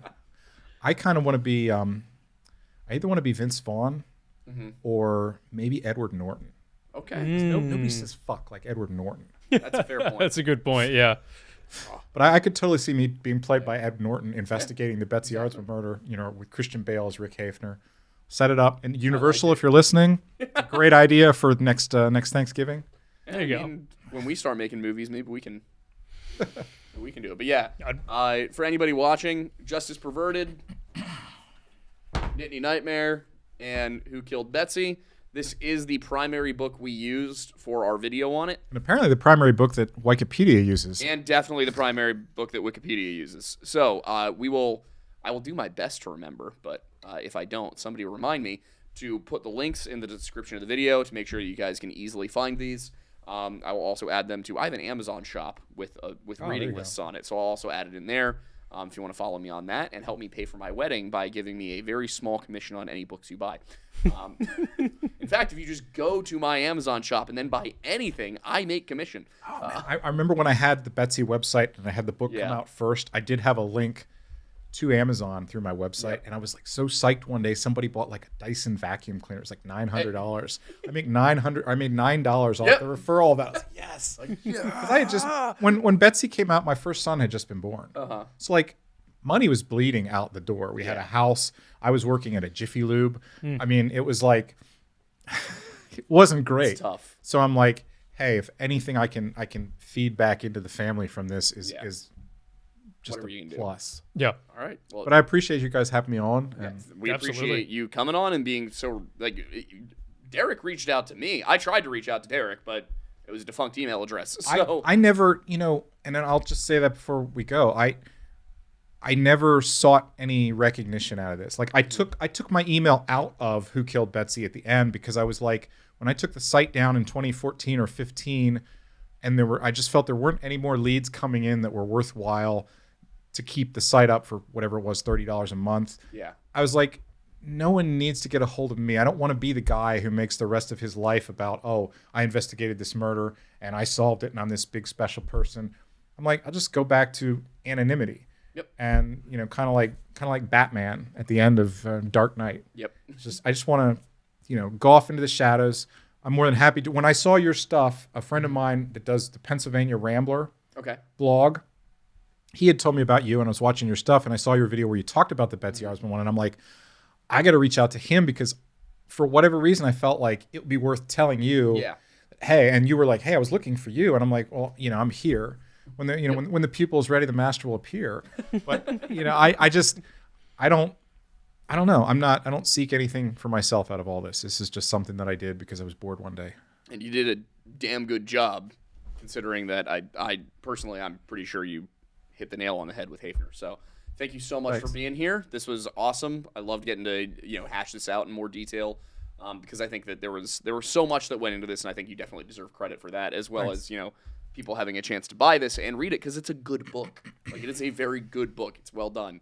So thank you so much, and maybe in the future we'll be having you back on about some of the ones in here. Yeah, and if book 4 ever drops and I don't end up in the bottom of a mine, maybe you'll have me on for that one. I like. Sounds great to me. Yeah. I like what you implied there. All right. Well, we still don't have an outro. Bye, guys. It's good enough for me. All right. I don't know. Get somewhere warmer.